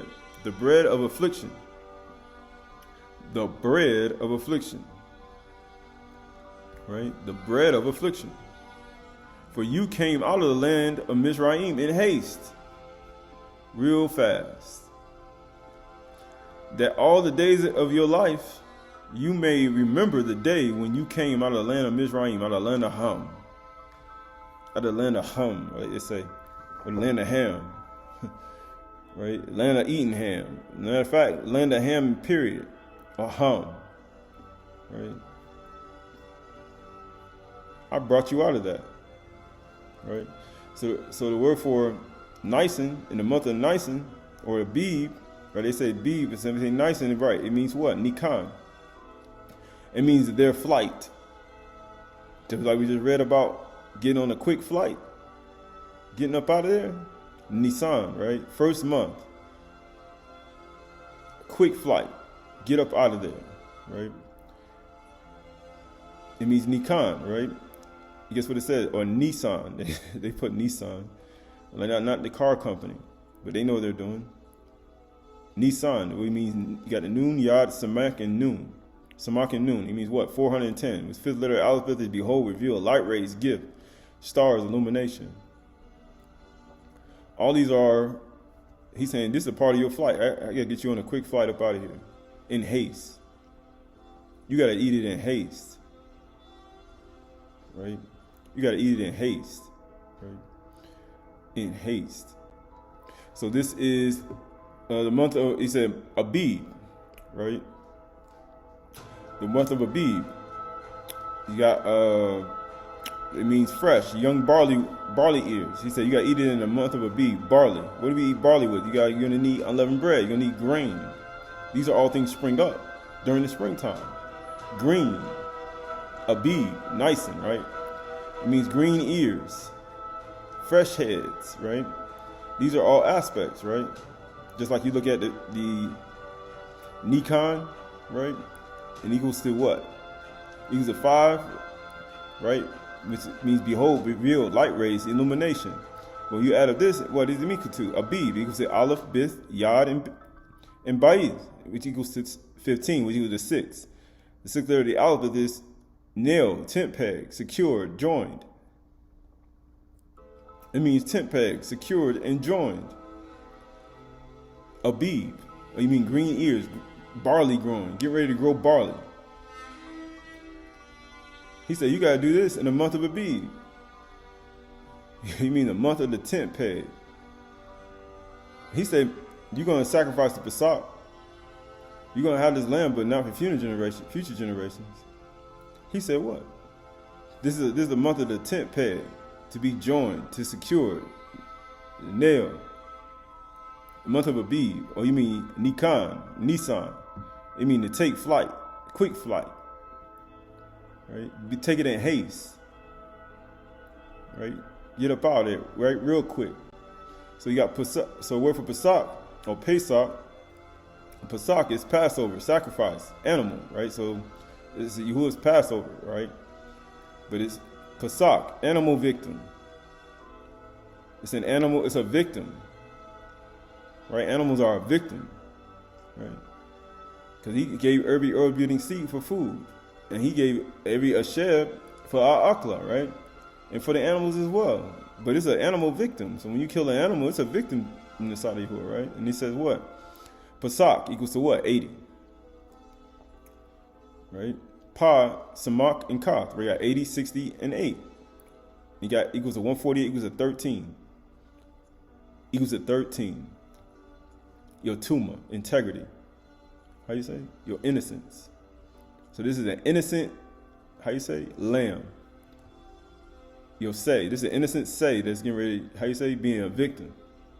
This innocent lamb, right? So this is Daniel 9:25. Know therefore and understand that from the going out of the word and restore to build Jerusalem to the coming of the anointed one, or Mashiach, a prince, there shall be 7 weeks. It says, then for 60 and 2 weeks it shall be built. Right? 60 and 2. Right? When you add up 6 and 2, what do you get? 8. You get 8. Or you may get lamb, say. Or you get the bar, Yahuwah. Right? It says 62 weeks, and it shall be built again with squares and moat, but in a troubled time. And after 60 and 2 weeks, an anointed one shall be cut off and shall have nothing. And the people of the prince who is to come shall destroy the city and the sanctuary. It says its end shall come like a flood, come with the flood. The people of the prince shall destroy the sanctuary. It says the coming anointed Mashiach. And it says the end shall be like a flood. In the end there shall be war and desolation are decreed. And he shall make a strong covenant with many for 1 week. And at the half of the week he shall put an end to the sacrifices and offerings. Who is this? So the word for decreed, it said desolation or decreed is karatz. So what's decreed? Desolation is decreed. It means to cut, to sharpen, to decide, to decisive, to be mutilated. Sound like a victim, don't it? To wound, to cut, to sharpen. To sharpen. It's a victim. It's an animal victim. That's what Pasak means, an animal victim. It's a victim. So Bereshit 22:7 says, Yitzhak said to his father, my father, he said, here I am, my son. And he said, behold, the fire and the wood, but where is the lamb? Or you mean the say, or the sa? Where is the say? But for a burnt offering. Abraham said, Yahuwah Elohim will provide for himself a say, or sa, for a burnt offering, my son. So they went, both them together. He said he's going to provide one.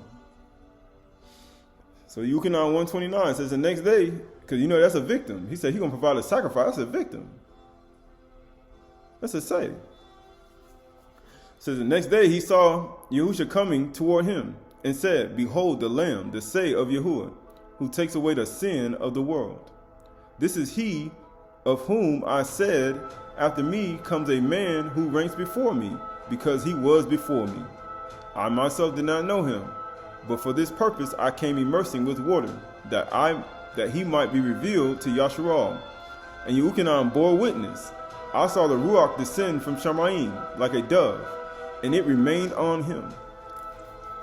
And I myself did not know him, but he who sent me to immerse with water said to me, he on whom you see the Ruach descend and remain, this is he who immerses with the Kudash Ruach. And I have seen and I have borne witness that this is the Son of Yahuwah. Behold the say of Yahuwah. Or you say the Sa of Yahuwah, who takes away the sin of the world. The next day Yukonon was standing with his 2 disciples. And he looked at Yahusha as he walked by and said, behold the say, the Sa of Yahuwah. And the 2 disciples heard him say this, and they followed Yahusha. Yahusha turned and saw them following, and he said to them, what are you seeking? Great are the works of Yahuwah, or you mean Darash, by those who delight in them. Or you mean studied by those who delight in them. Followed by those who delight in him, in them. Prayed, right, by those who worshipped, by those who delight in it, in them. Great are the works of Yahuwah. Right? And they said to him, Teacher, Rabbi, which means teacher, where are you staying? And he said to them, Come and you will see. So they came and saw where he was staying, and they stayed with him that day. And it was about the 10th hour. When were they supposed to get the lamb? He said, Behold, the Lamb of Yahuwah who takes away the sin of the world. When were they supposed to get the lamb? On the 10th day. Amazing. It was the 10th hour when they came. He said, We're going to stay with you. Behold, the Lamb of Yahuwah who take away the sin of the world. The say of Yahuwah who take away the sin of the world. Behold, right? The truth of Nazarene, 51, 6-18. Like you say, Gospel of Nazarene, the truth of 51, 6-18. And Yahushua said to them, If Yahuwah were your parent, you would follow the Torah. You know what Yahuwah said in Bereshit? Neither came I of myself, but Yahuwah sent me. He said, we're going to accomplish everything I sent it to do. Didn't he say that in Yeshayahu? He said, I'm going to accomplish everything I sent to do. Why do you not understand my speech? Even because you cannot hear the truth. You are of your father who is a demon, and the lust of your father you will do. He was a murderer from the beginning, and abode not in the truth. They've been killing animals since the beginning. They've been slaughtering animals since the beginning.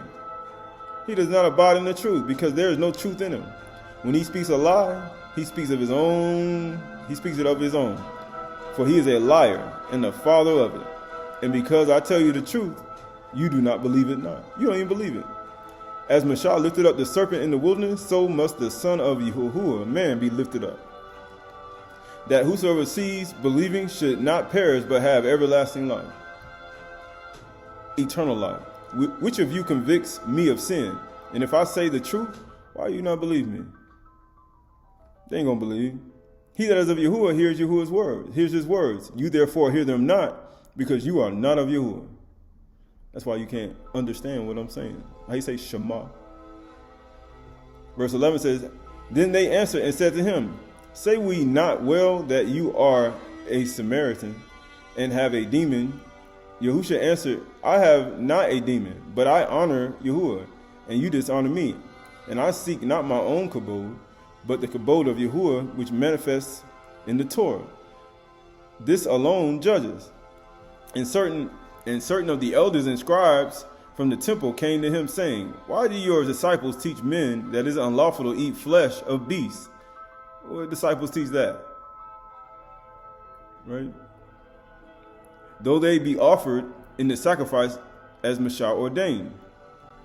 It says, For it is written, Yahuwah said to Nuach, The fear and dread of you shall be upon every beast of the field, and every bird of the air, and every fish of the sea. Unto your hand they are delivered. And Yahushua said to them, You hypocrites. He said, and you just read in EU 27, he said, I'm going to maintain my tukah, or my tuma, I'm sorry. He said, I'm going to maintain my integrity, my innocence. Why? Because he said, what the hypocrite going to do when Yahuwah remove him from the earth? How you say? When he remove you from the earth. When you die. He says, and Yahushua said to him, You hypocrites. Well did Yeshayahu, because he said, my word, Yeshayahu said, my word going to drop like the rain. They're going to accomplish everything I sent to do. Yeshayahu speaks of you and your forefathers, saying, These people draw near to me with their mouth and honor me with their lips, but their heart is far from me. Great are the works of Yahuwah, studied by those who delight in them. Their heart far from me. In vain do they worship me, believing the teachings and divine doctrines of the commandments of men in my name, but to satisfy their own lust. Also, it says, as also Yirmiyahu bore witness, when he said concerning the blood offerings and sacrifices, I, Yahuwah, commanded none of these things in the day that you came out of Mizraim, but only this I commanded you, to do righteousness, walk in the ancient paths. What's more ancient than Bereshit? We just read it. In the Aramaic Targums, it said what? He said, from this one time that you're going to be doing it, but future generations, y'all not supposed to be doing it. But yet they still doing it. When Yahushua come on the scene, they still doing it. They mean they establish their own righteousness. They establish their own thing. It says, but you did not hearken to me, who in the beginning gave you all manner of seed and fruits of the trees. So Yahushua said, you ain't hearken to me. He said, we just read in ODE, he said, those who seek me in love, keep my mystery and my amuna, I'll never turn my face in them I know. He said, hearken to me, children. Listen to me, children.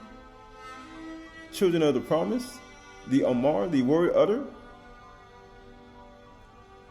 He said, fruit of the trees, having been for food and healing for man and beast, healing of man and beast. And they said to you, speak against the law. What he said, verse 16 said, but you did not hearken to me, who in the beginning gave you all manner of seed and fruits of the trees, having been for food and healing of man and beast. And they said, you speak against the Torah. And he said concerning Mashah, indeed, I do not speak against them who corrupted the Torah, which was tolerated because of the hardness of their hearts. But behold, one greater than Mashah is here. And they angered and took stones to cast at him, because he telling them to eat herbs of the field, eat the herbs and the seeds and every herb you can see for food, and give it to the animals also. So they get mad and want to stone him, because I'm telling you something that was here before Nuach, before Mashah, before that they got the commandments again. He said, before all that, he said, I'm telling you something, they want to kill him.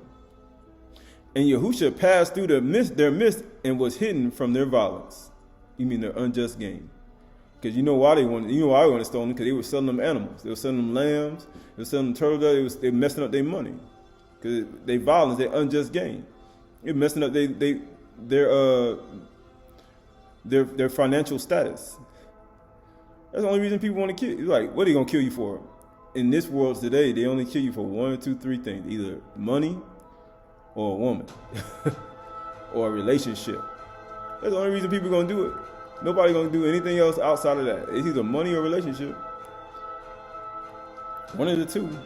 Matthew 26:57, right? Then those who had seized Yahusha led him to Caiaphas, the high priest, where the scribes and the elders had gathered, and Kepha was following him at a distance, and as far as the courtyard of the high Kahan. And going inside, he sat with the guards to see the end. Now the chief priest and the whole council were seeking false testimony against Yahusha, and that they might put him to death. But they found none, though many false witnesses came forward. And at last 2 came forward and said, this man said, I am able to destroy the temple of Yahuwah and rebuild it in 3 days. This is what Daniel say. He said the prince, he's gonna come destroy the temple. He's gonna destroy the sanctuary. So what do you think they think he is? They think he a devil. They're thinking he evil. They're literally thinking that he's evil. They're not even knowing what's taking place. Man, this is Daniel's prophecy. It said he's going to go destroy the sanctuary. They actually believe it. It says, and the high priest stood up and said, have you not to answer to make? What is this that these men testify against you? But you should remain silent. And the high Kahan said to him, I adjure you by the living Elohim, tell us if you are the Mashiach, the son of Yahuwah. He said, the anointing going to come. Then y'all said he's going to be anointed, the Mashiach. He said he's going to be anointed. He's going to be born into the world. The anointed one going to be born into the world and come into the world. And guess what he said? He said, tell us right now if you be the Mashiach, the son of Yahuwah. Yahuwah said to him, you have said so, but I tell you from now on, you will see the son of Yahuwah seated at the right hand of power and coming in the clouds of the Ab of Shamayim. It says, then the high Kahan tore his robes and said, he has uttered blasphemy. What further witness do we need? He has to. He has to tear his clothes. They have to bring all these people, these false witnesses. They got to lie on you. Why? Because the scripture got to be fulfilled. Because he said from this one time, this occasion, you're going to have this lamb. But for future generations, no. That's not going to happen. Right? And he says, and he uttered blasphemy. What further witness do we need? You have now heard the blasphemy. What is your judgment? They answered, he deserves death. He mean be an animal victim. Or you mean be a victim. He deserves death. Be a victim. You mean the say of Yahuwah? Or you mean the say to the bar, Yahuwah himself? He got to be a victim. It says, then they spit in his face and struck him. And some slapped him, saying, Naba to us, you Mashiach. Who it is that hit you? Who it is that struck you? We mean the Mashiach. He said, Naba, strike him, right? He said, strike him, right? This is Matthew 27:45. It says, now from the 6th hour there was darkness over the land to the 9th hour. Right? And about the 9th hour, Yahushua cried out with a loud voice, saying, Aliyah, Aliyah, lama sabachthani. That is, my Elohim, why hast thou forsaken me? He said, Eve said, if you cut a hypocrite off from the earth, what are you going to do if Yahuwah cut a hypocrite off from the earth? They thought he was a hypocrite. He said, what you going to do when he cut a hypocrite off from the earth? But he said, I'm going to maintain my integrity, my tumor, my innocence. He said, what are you going to do when a hypocrite is cut off from the earth? He said, my Elohim, when Yahuwah cut off a hypocrite from the earth. He said, my Elohim, why hast thou forsaken me? And some of the bystanders hearing it said, this man is calling for Aliyah. And one of them ran and took a sponge and filled it with sour wine. You mean bitter wine. Bitter. And they put it on a reed and gave him to drink. But others said, wait, let's see whether Aliyah will come and save him. And Yahushua cried out again with a loud voice and yielded up to his ruach. He yielded it up. Why? Because he had to fulfill the scripture. He had to cause the sacrifices to cease. He had to end this thing. He had to become an animal victim. That animal victim that he became, that sacrifice, that Parach right here. But he had to maintain his tumor during his Parach for a full 364. So at the 9th hour, we mean matzah, about the 9th hour, because that's what matzah equals, he said, and gave up the ruach. Because we just read in the beginning of this, he said, it is the ruach in man that makes him understand, the neshama. It is not the age who understand. It is not the elders and the high priests and the scribes. It wasn't none of them. It was the ruach. It was the neshama that makes him understand. The age don't know what's right. He said with a loud voice, he yielded up his ruach. That's what he did. Real loud. Right? But he maintained his tamim, his tamim. So this is Matthew 27, or he said, Matthew 27 and 51. Behold, the curtain of the temple was torn in two, from top to bottom. Then he said he said the prince going to come and destroy the temple in Daniel 9:27. Then he said Mashiach going to be anointed. He going to destroy the sanctuary too. He said, and the earth shook, and the rocks were split, and the tombs were opened. And many of the bodies of the Kudashim who had fallen asleep were raised. You mean kum. And coming out of the tombs after his resurrection, it says they went into the good city and appeared to many. And when the centurion and those who were with him, keeping watch over Yahushua, saw the earthquake, because you know Yahuwah going to be visiting you with earthquake, fire, vapor, smoke, and tempest. And what took place? They were filled with awe. He said, let the whole earth stand in awe of Yahuwah. And guess what they said? And said, truly, this is the son of Yahuwah.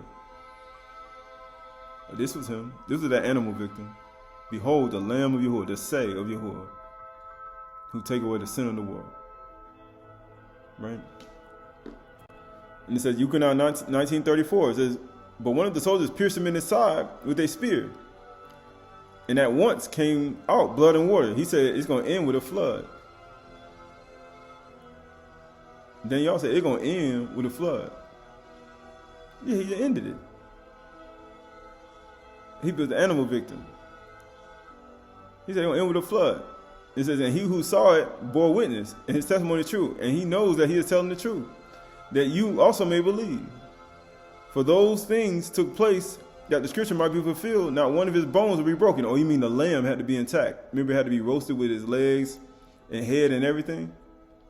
They had to leave it intact. They couldn't break it. He said none of his bones could be broken. And again, another scripture says, they will look on him whom they've pierced. Right? So this is the truth of the Kudus 12, Lection 42, 4-7. For have you not read that Elohim Yahuwah, who made them at the beginning, made them male and female, and said for this cause shall a man leave a man, or a woman leave her father and mother, and shall cleave to his wife or her husband, and they twain shall be one flesh. Wherefore they are no more twain, but one flesh. What therefore Elohim have joined together, let no man put asunder. They said unto him, what did Mashah then command to give why did Mashah command give a writing of divorcement? He said to them, Mashah, because of the hardness of your heart, suffer you to put away your wives, even as he permitted you to eat flesh, for many causes. But from the beginning, it was not so. It was not so. He gave every herb yielding seed for food, a shed. He gave it for your akla. He said, for this occasion, you're going to kill the lamb or a say, but for future generations, this will not be done. It will not be done. The Pesach is 10 days away. There's no slaughtering your animals and eating flesh. There's none of that. You eat it with bitter herbs. You eat it with unleavened bread. And you with your staff in your hand. And you eat it with your sandals on your feet. And you eat it in haste. Right? Your quick flight. Your Abyd. Right? Your Nysan. Right? You eat it in quick and haste. It's your flight. Right? Why? It's your green herbs. It's green ears. Why? It's Yahuwah's Pesach. It's Yahuwah's Pesach. Behold the Lamb of Yahuwah who took away the sin. Where's the lamb? Where's the sacrifice? Where's the animal victim? Yahuwah provided a lamb. He provided one. He provided something that you don't no longer have to do that again. He gave it to you. So therefore, he provided for you. So why don't you believe that he provided a lamb? Why you keep eating flesh? Why? Why you keep doing it? Because you don't believe it. You don't believe it. Right? You don't believe it. Right? You don't believe it. Right? Some people eat the bread and that's it. They don't eat the bitter herbs. Why? Because they don't believe it. Some people do that. They don't believe that he actually did. Right? They don't believe it. Right? Some people keep it like communion. Right? Some people keep it with a little bowl in front of the congregation keep it with a dish at the front of the congregation, and he break it and give it to everybody like he Mashiach Yahushua himself. Right? And they drink it out of a single cup or something. Right? Like all these things, right? I know a lot of people, when we start looking at it, a lot of people believe that their walk is better than Mashiach. They believe that their walk is better. But when y'all gonna stop eating flesh? Right? Is it Amos 5 and 10? They hate him who reproves in the gate. And they abhor him who speaks the truth. The truth is, every herb yielding seed a shed was supposed to be for food. And for the animals. And you're not supposed to be eating flesh. Matter of fact, you're not supposed to be slaughtering animals, as some still do today for these times, or even during your whole life, rest of your life. He said, therefore, because you trampled on the poor and exact taxes of grain from him, you have built houses of hewn stone, but you shall not dwell in them. Why? Because, like he said, you are oppressing the poor. Right? You know why they want to stone you? You tell me something. You telling me you can't sell these things no more? You telling me I can't do this anymore? You messing up my unjust gain. You messing up my commands. He said, but you shall not dwell in them. You have planted pleasant vineyards, but you shall not drink the wine. For I know right? For I know, right? See, I know how many are your transgressions. He said, surely I searched all your works. As we've talked about many times, surely he searched all your works. I'm going to put you all to shame. He said, how great are your sins? You who afflict the righteous, who take a bribe. You who turn aside the needy in the gate. That's why Yahushua said, give to everybody who asks from you. It don't matter who they are. You can't turn away the needy at the gate. They come, they need something, you got to give it to them. He said, give to every person who asks you. Therefore, he who is prudent will keep silence in such a time. Why you think Yahushua ain't say nothing? They say, you don't hear all these things they say about you? He answered them not a word. He wasn't saying nothing with all that stuff y'all were doing. He said he ain't answered not a word. For it is an evil time. People are like, why he didn't answer Saul? He answered them not a word. He said, it's an evil time. Why? Because there's no time to speak. Because this is evil, right? This is Yeshayahu 6:61. Thus saith Yahuwah, Shamayim is my throne, the Eretz is my footstool. What house will you build for me? What house you going to build? You going to eat Parach with bitterness and harshness and ruthless and cruelty? You going to eat it with jealousy, envy, strife, complaining, criticism, pride, adultery, fornication? You going to eat it with hatred for a person on YouTube, hatred for a former member, hatred for a person that you don't even know, hatred for a pastor, hatred for a teacher, hatred for a person, right, that you don't like, hatred for a wife, an ex-wife, hatred for a husband. You gonna keep it with that? You gonna keep it with sincerity and truth this time? Are you gonna hold it with every imagination and thought is evil continually? Are you gonna keep it that way? Because that's not the way you should keep Parach. Parach is not supposed to be kept that way. It's not. It's not supposed to be kept with strife and rivalries and all types of things. It's supposed to be kept with purity and love and compassion. But here we go. It says, what house will you build for me? And where is the place of my rest? All these things my hand has made. And so all these things came to be, declares Yahuwah. But this is the one to whom I will look. He who is humble and in contrite spirit, and trembles at my debar. So when you look at Daud, he said what? The sacrifice of Yahuwah is a broken and contrite heart. He said Yahuwah will not refuse that. Contrite, broken heart. He said he won't refuse that. He said, and those who tremble at my debar, like you tremble at it. Why do you think the earthquake when Yahushua cried out? He was trembling at the word, because Yahushua Mashiach was the lamb, or how you say, the say of Yahuwah, which equals to 8. And he was the bar in the flesh, which equals to 8. Well, he was Yahuwah in the flesh, right? And that's why the earth trembled when he cried out, because the earth was trembling at his word. The earth quaked. But guess what it says? He who slaughters an ox is like one who kills a man. He who sacrifices a lamb is like one who breaks a dog's neck. So he looking at everybody who killing all these animals and people. You kill an ox, you kill a man. You kill a lamb, you kill a dog. You ain't even supposed to snap a dog's neck. People like, yeah, they doing a dog. I mean, how many dogs you killed? Now, how many animals you ran over with your car? He say, he who presents a grain offering like one who offers pig's blood, because you killed a pig. I kill pigs, but I'm gonna offer a grain offering to Yahuwah. Yahuwah care about all his animals.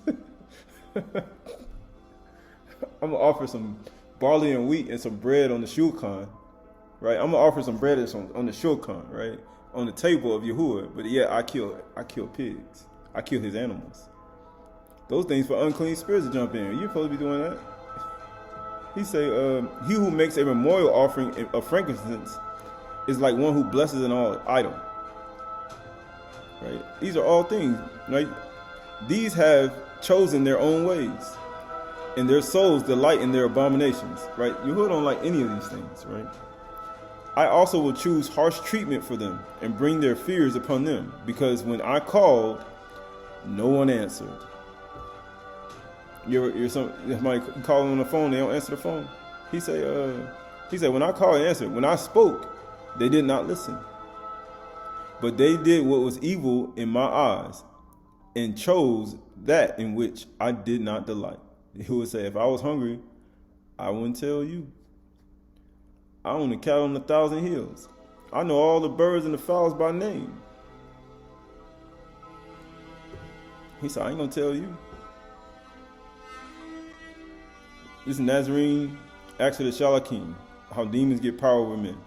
Therefore demons, as we have just said, when once they have been able by means of opportunity afforded them to convey themselves through base and evil actions in the bodies of men, right? Just like one eats flesh and have all these things inside of them, these spirits have now, jurisdiction over your body. And if they remain in them a long time through their own negligence, right? That's one's own choices, idol worship, eating flesh, killing animals, eating unclean things, right? Unclean thoughts, unclean action, unclean things pouring out of your heart, all these things. He said, yes, your own negligence, because they did not seek after what is profitable for their inner beings, your inner man, your inner thoughts, your inner mind, your inner consciousness, right? They necessarily compel them for the future to fulfill the desires of the demons who dwell in them. That's why they killed Yahushua Mashiach. They were only fulfilling the demons that were already in them. They were just fulfilling the desire of them. But what is worse, at the end of the age, when that demon is co-signed to ageless fire of necessity, that Ruach also that obey him, that spirit, will with him be tortured in ageless fires together with its body that it has polluted. Right. Testament of Zabulon 8:8. You also, my children, have compassion toward every person with mercy, in order that Yahuwah may be compassionate and merciful to you. So these are how he wants people, keep the Parach, right? This is in the last days, Yahuwah will send his compassion on the earth. Right? How much compassion do you have? Do you give to every person who asks you? Do you oppress the poor? No. No, you give to every person who asks you. You show kindness to every person. Compassion to every person. Whether believer or non-believer. Whether they know it or not. You're not supposed to. You're supposed to get rid of pride and arrogance and all these things in your mind. Why? Because all these things are the things that he does not want in his kingdom or his Malkut. Matter of fact, he don't even want you eating Parach. He don't even want you doing it. Why? Because if you have these things, he don't even want you doing it. Why? It's important. To the extent that a man has compassion on his neighbor, so that the extent Yahuwah has mercy on him. So you have compassion on your neighbor. He said, who is my neighbor, right? A man was leaving Jerusalem, and he was beat and left on the ground. Priests and Levites and everybody passed him by. And then the Samaritan came and took him to an inn and left him there and paid him, gave him 2 pence. He said, anything else, I'll pay it when I come back. Take care of him. Right? That's how Yahushua is with people whom he trusts. He can give people like that who are destitute and broken. He can give them to people, and they can nurse them back to health. He can give them and nurse them back and give them the things that they need for their body. That's what that Good Samaritan was. That Good Samaritan was him. He was just showing you himself. He was telling you about himself and what he does and who he entrusts people to. And when he gives you that person, he wants you to take care. He said, anything else that you need, when I come back, I'm gonna give you everything. I'm gonna pay it. Right? So he's entrusting that person to take care of that individual. Right? Most people don't look at that. They just see it as a story of the Good Samaritan. Who is my neighbor? But you're not even understanding that you're that person at the end. You're that person at the end that he brought the person to. And you're supposed to take care of him. Right? And when he saw me, he was moved with compassion. Whomever you see, do not harbor resentment, my children. Love on one another, and do not calculate the wrong done by each other, his brother and sister. This shatters unity and scatters all kinship. Like, ain't no family, ain't no Aydah, ain't none, and stirs up the soul. He who recalls evil receives neither compassion nor mercy. That's why they hated him who speaks truth at the gate. That's why they hated Yahushua for telling them every herb yielding seed is for food. Then plants that bring forth fruit is for food. They hated him for that. And for those who, was doing it, Some people saying I ate vegetables my whole life. I'm like, yeah, great. How come you didn't reprove the people in the gate about not doing the things that they're supposed to? How come you're not actually standing up for the truth that actually is written?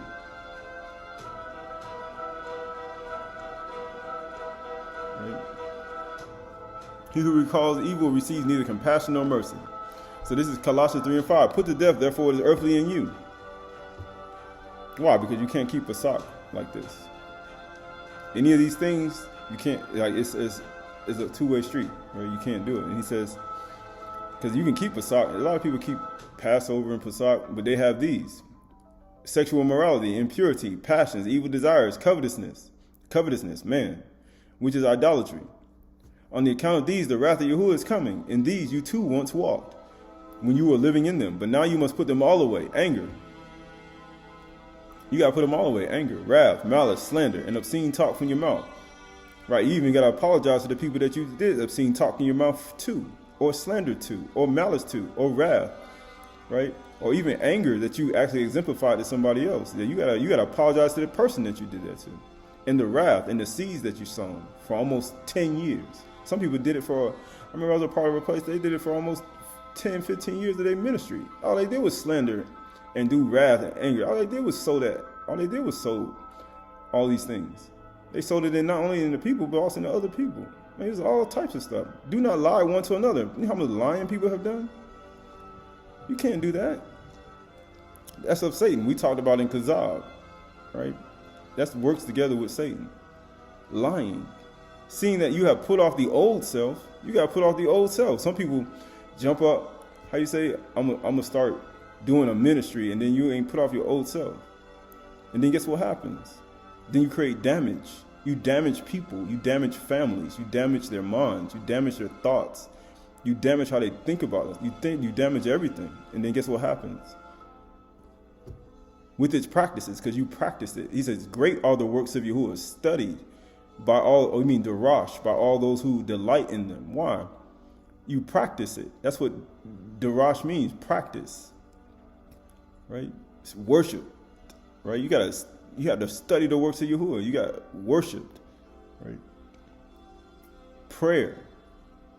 All these are a part of Darash. Great are the works of Yahuwah, studied by those who practice it. And then and once you start practicing and studying, you put on the old self and practicing, right? Guess what happens? It's your innocence and your tumor, your integrity. And guess what happens? And I put on the new self, which is being renewed by the knowledge after the image of its creator. Every herb-yielding seed is going to be for food. Great are the works of Yahuwah, studied by those who practice them. He created all these plants on the third day. So you telling me he just made them for nothing? Somebody go to a nice big meat buffet. Yeah, you think he did all? Let me tell you, he made all these plants on the third day. Somebody go to a meat buffet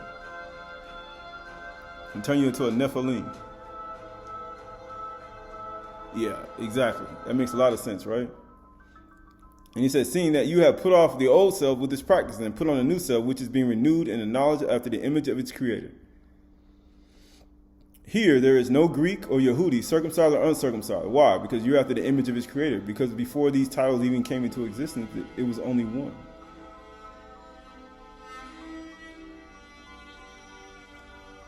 It says, barbarian, Scythian, slave free, but Mashiach is all in all, in everybody. The word of Yahuwah, the bars on the inside of every human body. Oh, you mean the Ba'ith. There should not be leaven found in any of your houses. The Ba'ith inside of your house and your body, it will have only Yahushua Mashiach. Kind to the animals, compassionate, mercy, gentleness. Somebody sin, he say sin, go and sin no more. Stuff like that. That's Yahushua Mashiach. Put on then as Yahuwah's chosen ones, not... It's just funny, man. It says, and put on then as Yahuwah's chosen ones, Kadush and beloved and compassionate hearts, kindness, humility. Because he's going to dwell on people with compassion. Humility, meekness, patience, bearing with one another. And if anyone has a complaint against another, forgiving each other. Why? As Yahuwah has forgiven you, you also must forgive. How he forgive you? By Yahushua crying out. And he forsaking his son. And he cutting out, he said, what are we going to do with a hypocrite? Yahuwah cut off a hypocrite from the earth. He was a hypocrite for you. He bore all your hypocritical ways. He bore all your sorrow, your grief. He bore all of that. He took it away. He bore all your hurt, your pain, your trauma.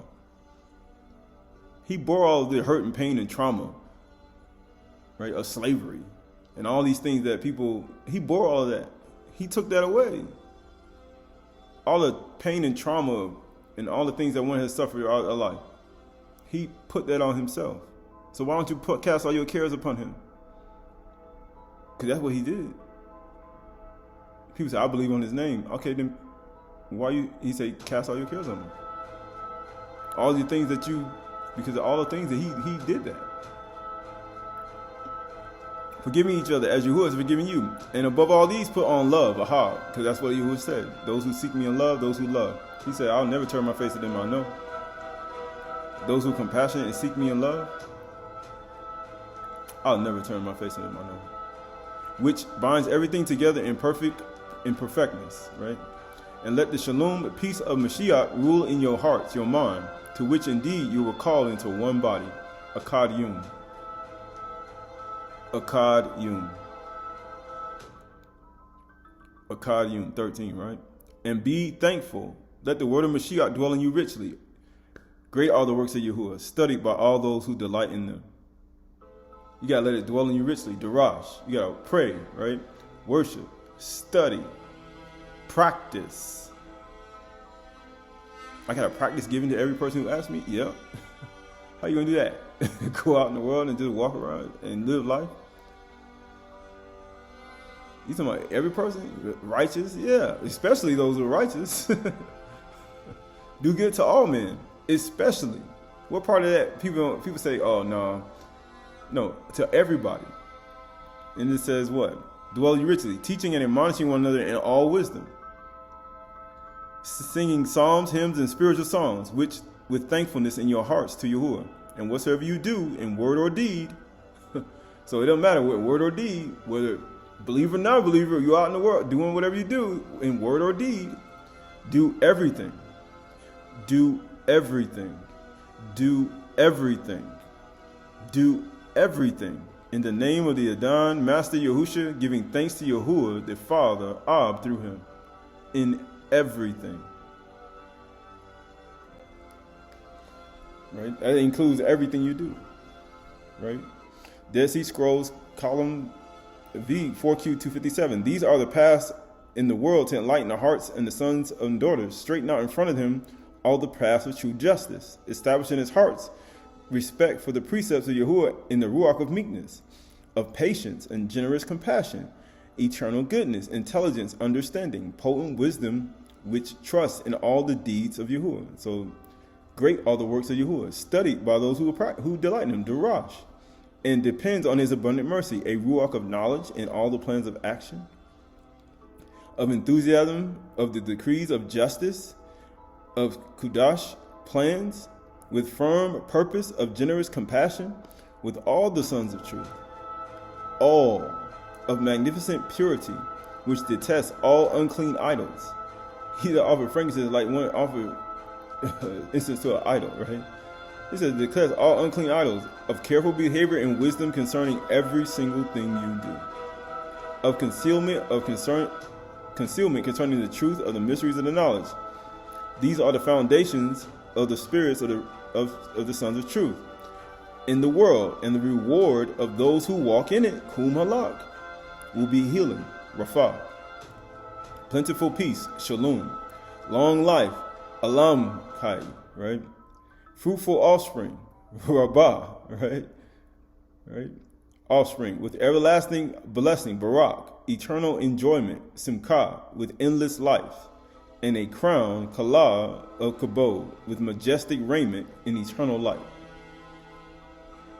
Eternal or light. So, however, the ruach of deceit,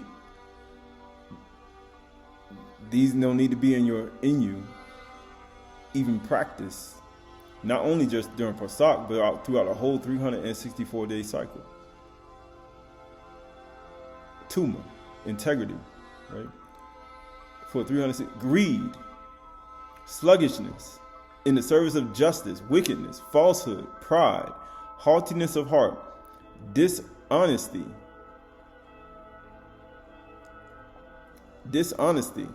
trickery, cruelty, much insecurity, impatience, much foolishness, impotent, enthusiasm for appalling acts, right?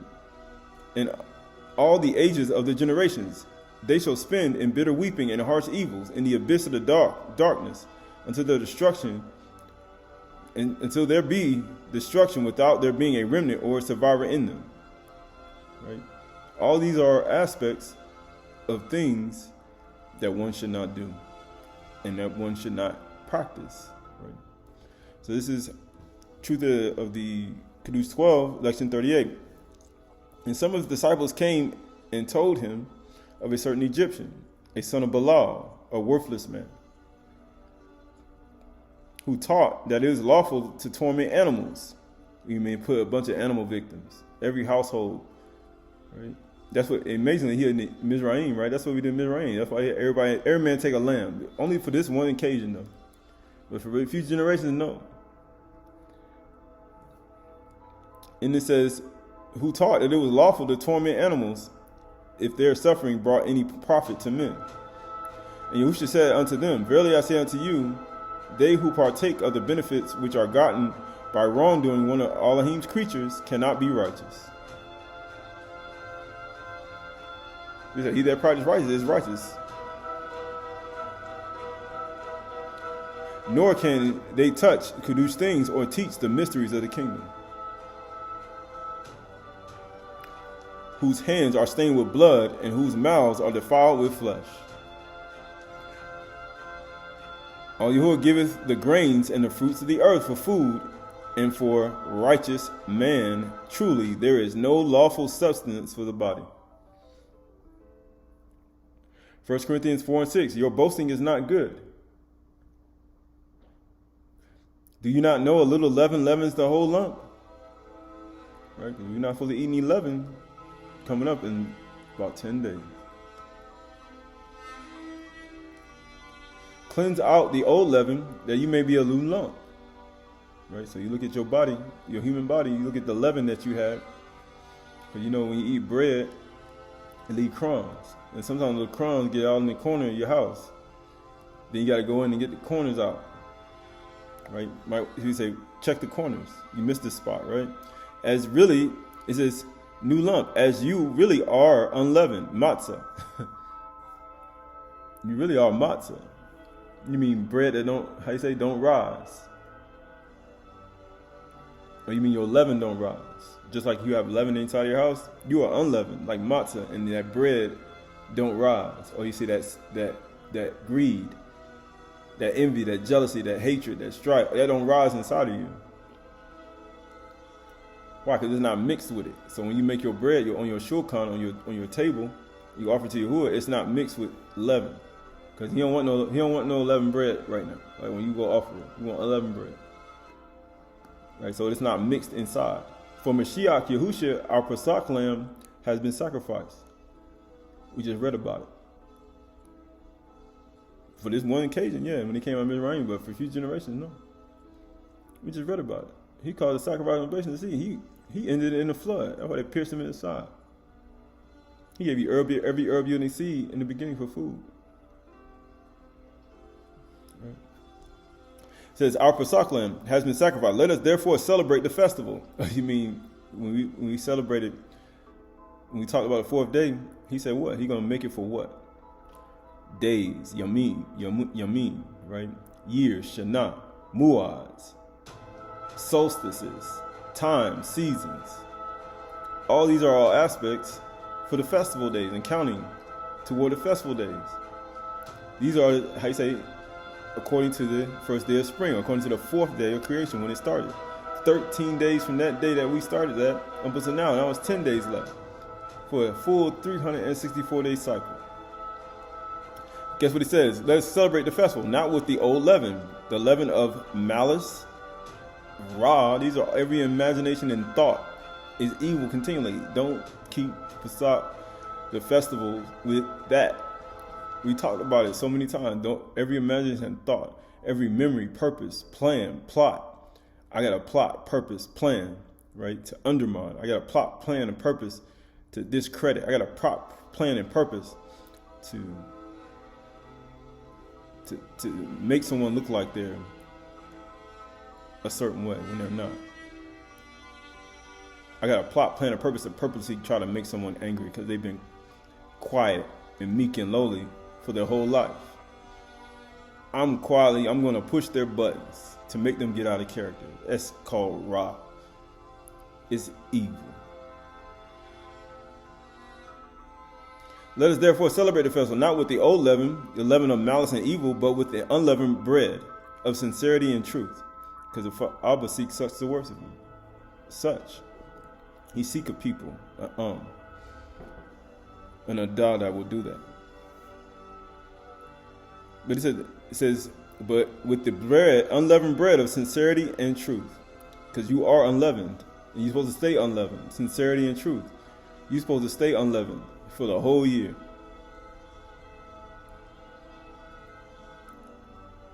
He said, well, I got to stay unleavened. Why? Sincerity and truth. But then, as this stuff goes on, you'll learn, right, about leaven that rises as well. But it's not the type of leaven that we sing. It's not evil leaven. How you say raw? Because once you learn how to be unleavened, then you can put some leaven in and make sincerity and truth rise in your life. But first you guys maintain unleavened, and then you can put some leaven in it and make it rise up with sincerity and truth.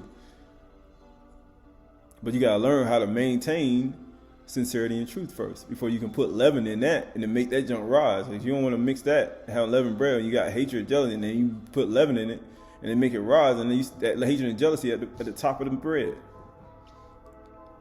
right? And that envy, right? This is Matthew 6:33. But seek ye first the Malkuth of Yahuwah and his righteousness, and all these things will be added to you.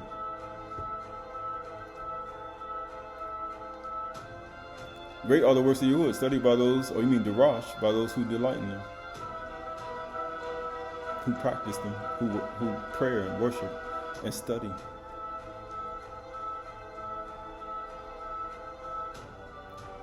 It be innocence. Mark 4:44. And he said to them, is a lamp brought in to put under a basket or under a bed, and not on a stand? For nothing is hidden except it to be made manifest, nor anything secret except it to come to light. Or, if anyone has ears to hear, let him hear. And he said to them, pay attention to what you hear. With the measure you use, it will be measured to you, and still more will be added to you. For to the one who has more will be given. And from the one who has not, even what he has will be taken away. Right. This is Odi Shalom 7:18 through 28. And Yahuwah shall be known in his Kudush saints, or his Kadashim, to announce to those that have songs to the coming of Yahuwah, that they may go forth to meet him, and may sing to him with simcha and with the harps of many tongues. The seers shall come before him, and they shall be seen before him, and they shall praise Yahuwah for his love, because he is near and he holdeth. And hatred shall be taken from the earth, and along with jealousy it shall be drowned, for ignorance has been destroyed. He said, you don't hear no more if you heard it. Why? Because you go back to the beginning, every herb-yielding seed is for food. And you have to love. You have to seek him in love. He will never turn his face from him in love. He knows. For wisdom is kabod. It never fadeth away. It is found of those who love and seek. Right? It's found of those who love and seek. It's like a lamb that is the word from Yahuwah. And it's tamim. It's perfect. Matter of fact, you eat it in haste. It's a quick flight. That's why when Yahushua cried out in the 9th hour, he gave it the Ruach. It was a quick flight. He said, I'm a bread which came down from Shamayim. I'm the unleavened bread. I'm the manna. How you say the man? But it says right here, it says, for ignorance has been destroyed because the knowledge of Yahuwah has arrived. They who make songs shall sing of the Khan of Yahuwah the Most High. And they shall bring their songs, and their hearts shall be like the day. And be like the excellent beauty of Yahuwah, their pleasant songs. And there shall neither be anything that breathes without knowledge, nor anything that is dumb or mute. For he has given a mouth to his creation. He gave you the pa. Because you said what? What did the pa mean? It meant to what? To scatter. To sow seed. To scatter. That's what, when you speak, that's what it does. It sows seed. He said, such as the rain and the snow, so that it gives bread to the eater and seed to the sower, so shall be the word that go out of my mouth. For it shall accomplish everything I sent it to do. You can't stop it. For he that has given the mouth to his creation, to open the mouth, to open the voice of the mouth toward him, to praise him, confess ye his power. Who just said, if you don't confess me before men, I won't confess you before my God. It says what? The teaching of totality is the foolishness to them that perish. You mean the two. And he said, but to us that are saved, the top, right? It is the power of Yahuwah. It's his power. His debar is his power. It's his force. His amar is his force. His debar is his force. Right? His tumor is his force. His koach, his might, his koach is his force. His koach, right? Koach. It says, confess ye his power, show forth his Khan. Hallelujah. Hallelujah. Right? So Aleph Yukanan 2:24. Let what you've heard from the beginning abide in you. So every herb yielding seed is for food. Behold the Lamb of Yahuwah, the Say of Yahuwah, or the Sa of Yahuwah, who takes away the sin of the world. Let what you heard from the beginning abide in you. Why? Because if you were in the beginning, then you understand that from the beginning, from evening to morning, in evening and morning, Akkad, you'll understand why he said you take this Pasak at night. In haste. Just as fast as the bar came down and created the Aydah, separated the light from the darkness, and he saw the ore and he said it was good. That's how fast he's going to separate that's how fast you need to separate when it comes to what one needs to do when it comes to Pasak. Let what you heard from the beginning abide in you. And what you've heard from the beginning abides in you, inside of you, in you. Then you too will abide in the Son, the Ben, and in the Father. And this is the promise, or you mean the Amar, the utterance of the word spoken, the words. This is the promise, right, that he has made to us, eternal life. Right? That's what he made. So you look at the word that he utters, the Amar that he speaks. He said, such as the Amar, the bar that goes out of my mouth. He said, all the words of Yahuwah are, the Amar of Yahuwah is Ikesh. It is Nakuak. It's Koach. It is straightforward, it's equitable, integrity. It is innocence. It is Tamim. It's perfect. It's Tuma. It is integrity. He said, I'm going to maintain my integrity until I die. That's what Yahusha did. That's why at the 9th hour, he maintained his integrity until he died. Tamim. And he gave it the Ruach at the 9th hour. Matzah. That's what a matzah equals, to 9. He maintained his integrity until the end. He said, what are you going to do with a hypocrite? Yahuwah cut up when the hypocrite, he take his life from the earth. He was a hypocrite for you. He bore all your hypocritical ways. And guess what he did? He had a quick flight out of here. Abyd. This a month of, and amazingly, they what did they do in his nail? They nailed him in his hand. Abyd. When you secured nail. This the month of the secured nail. The green ears. This the month of secured nail, green ears. Yahushua Mashiach, he said, he calls the sacrifice and all these sacrifices and all these lambs and animals and oxes and donkeys and pigs and all these things, he called this stuff to cease. He said, it's all stopped. And now he's giving it, an opportunity for one to choose. Like he said, like Yahushua, Joshua, he said, choose ye this day who you going to serve. You going to serve the gods in Mizraim? Because they believe you can, you kill animals and things of that sort. You still going to serve their Elohim? He said, choose this day whom you going to serve. You going to serve them? The Elohims on the other side, through the gateway portal? Or you going to serve Yahuwah on the other side? Because you can't carry both. You got to choose. You got to pick one. Like you say, take the blue pill, right? Or the red pill, like you say. You stay in Wonderland. Right? He said, you got to teach you how deep this thing go, right? Because the world is set up. It's set up in a way you either figure it out, or you take heed and choose, or keep carried away. But at the same time, when we look at the beginning, we look at Bereshith, look at Yahushua Mashiach, look at this Ben Yahushua, we look at the promise, the Amar spoken, we look at his son Yahushua, his Ben Yahushua, we look at the 364-day cycle, we look at keeping the Parach in the 10 days with our staffs in our hand, our unleavened bread, and our bitter herbs. But just like Abraham said, he asked his Ben Yitzhak, he said, where's the lamb? He said, Yahuwah provided the lamb. And he provided the lamb, an animal victim. Behold, the Lamb of Yahuwah who takes away the sin of the world. And he ended it in a flood. Right, the anointed Mashiach, and he tore down the sanctuary. And he caused the sacrifices and all the offerings to cease. That one may only offer to one, and that is Yahushua Mashiach.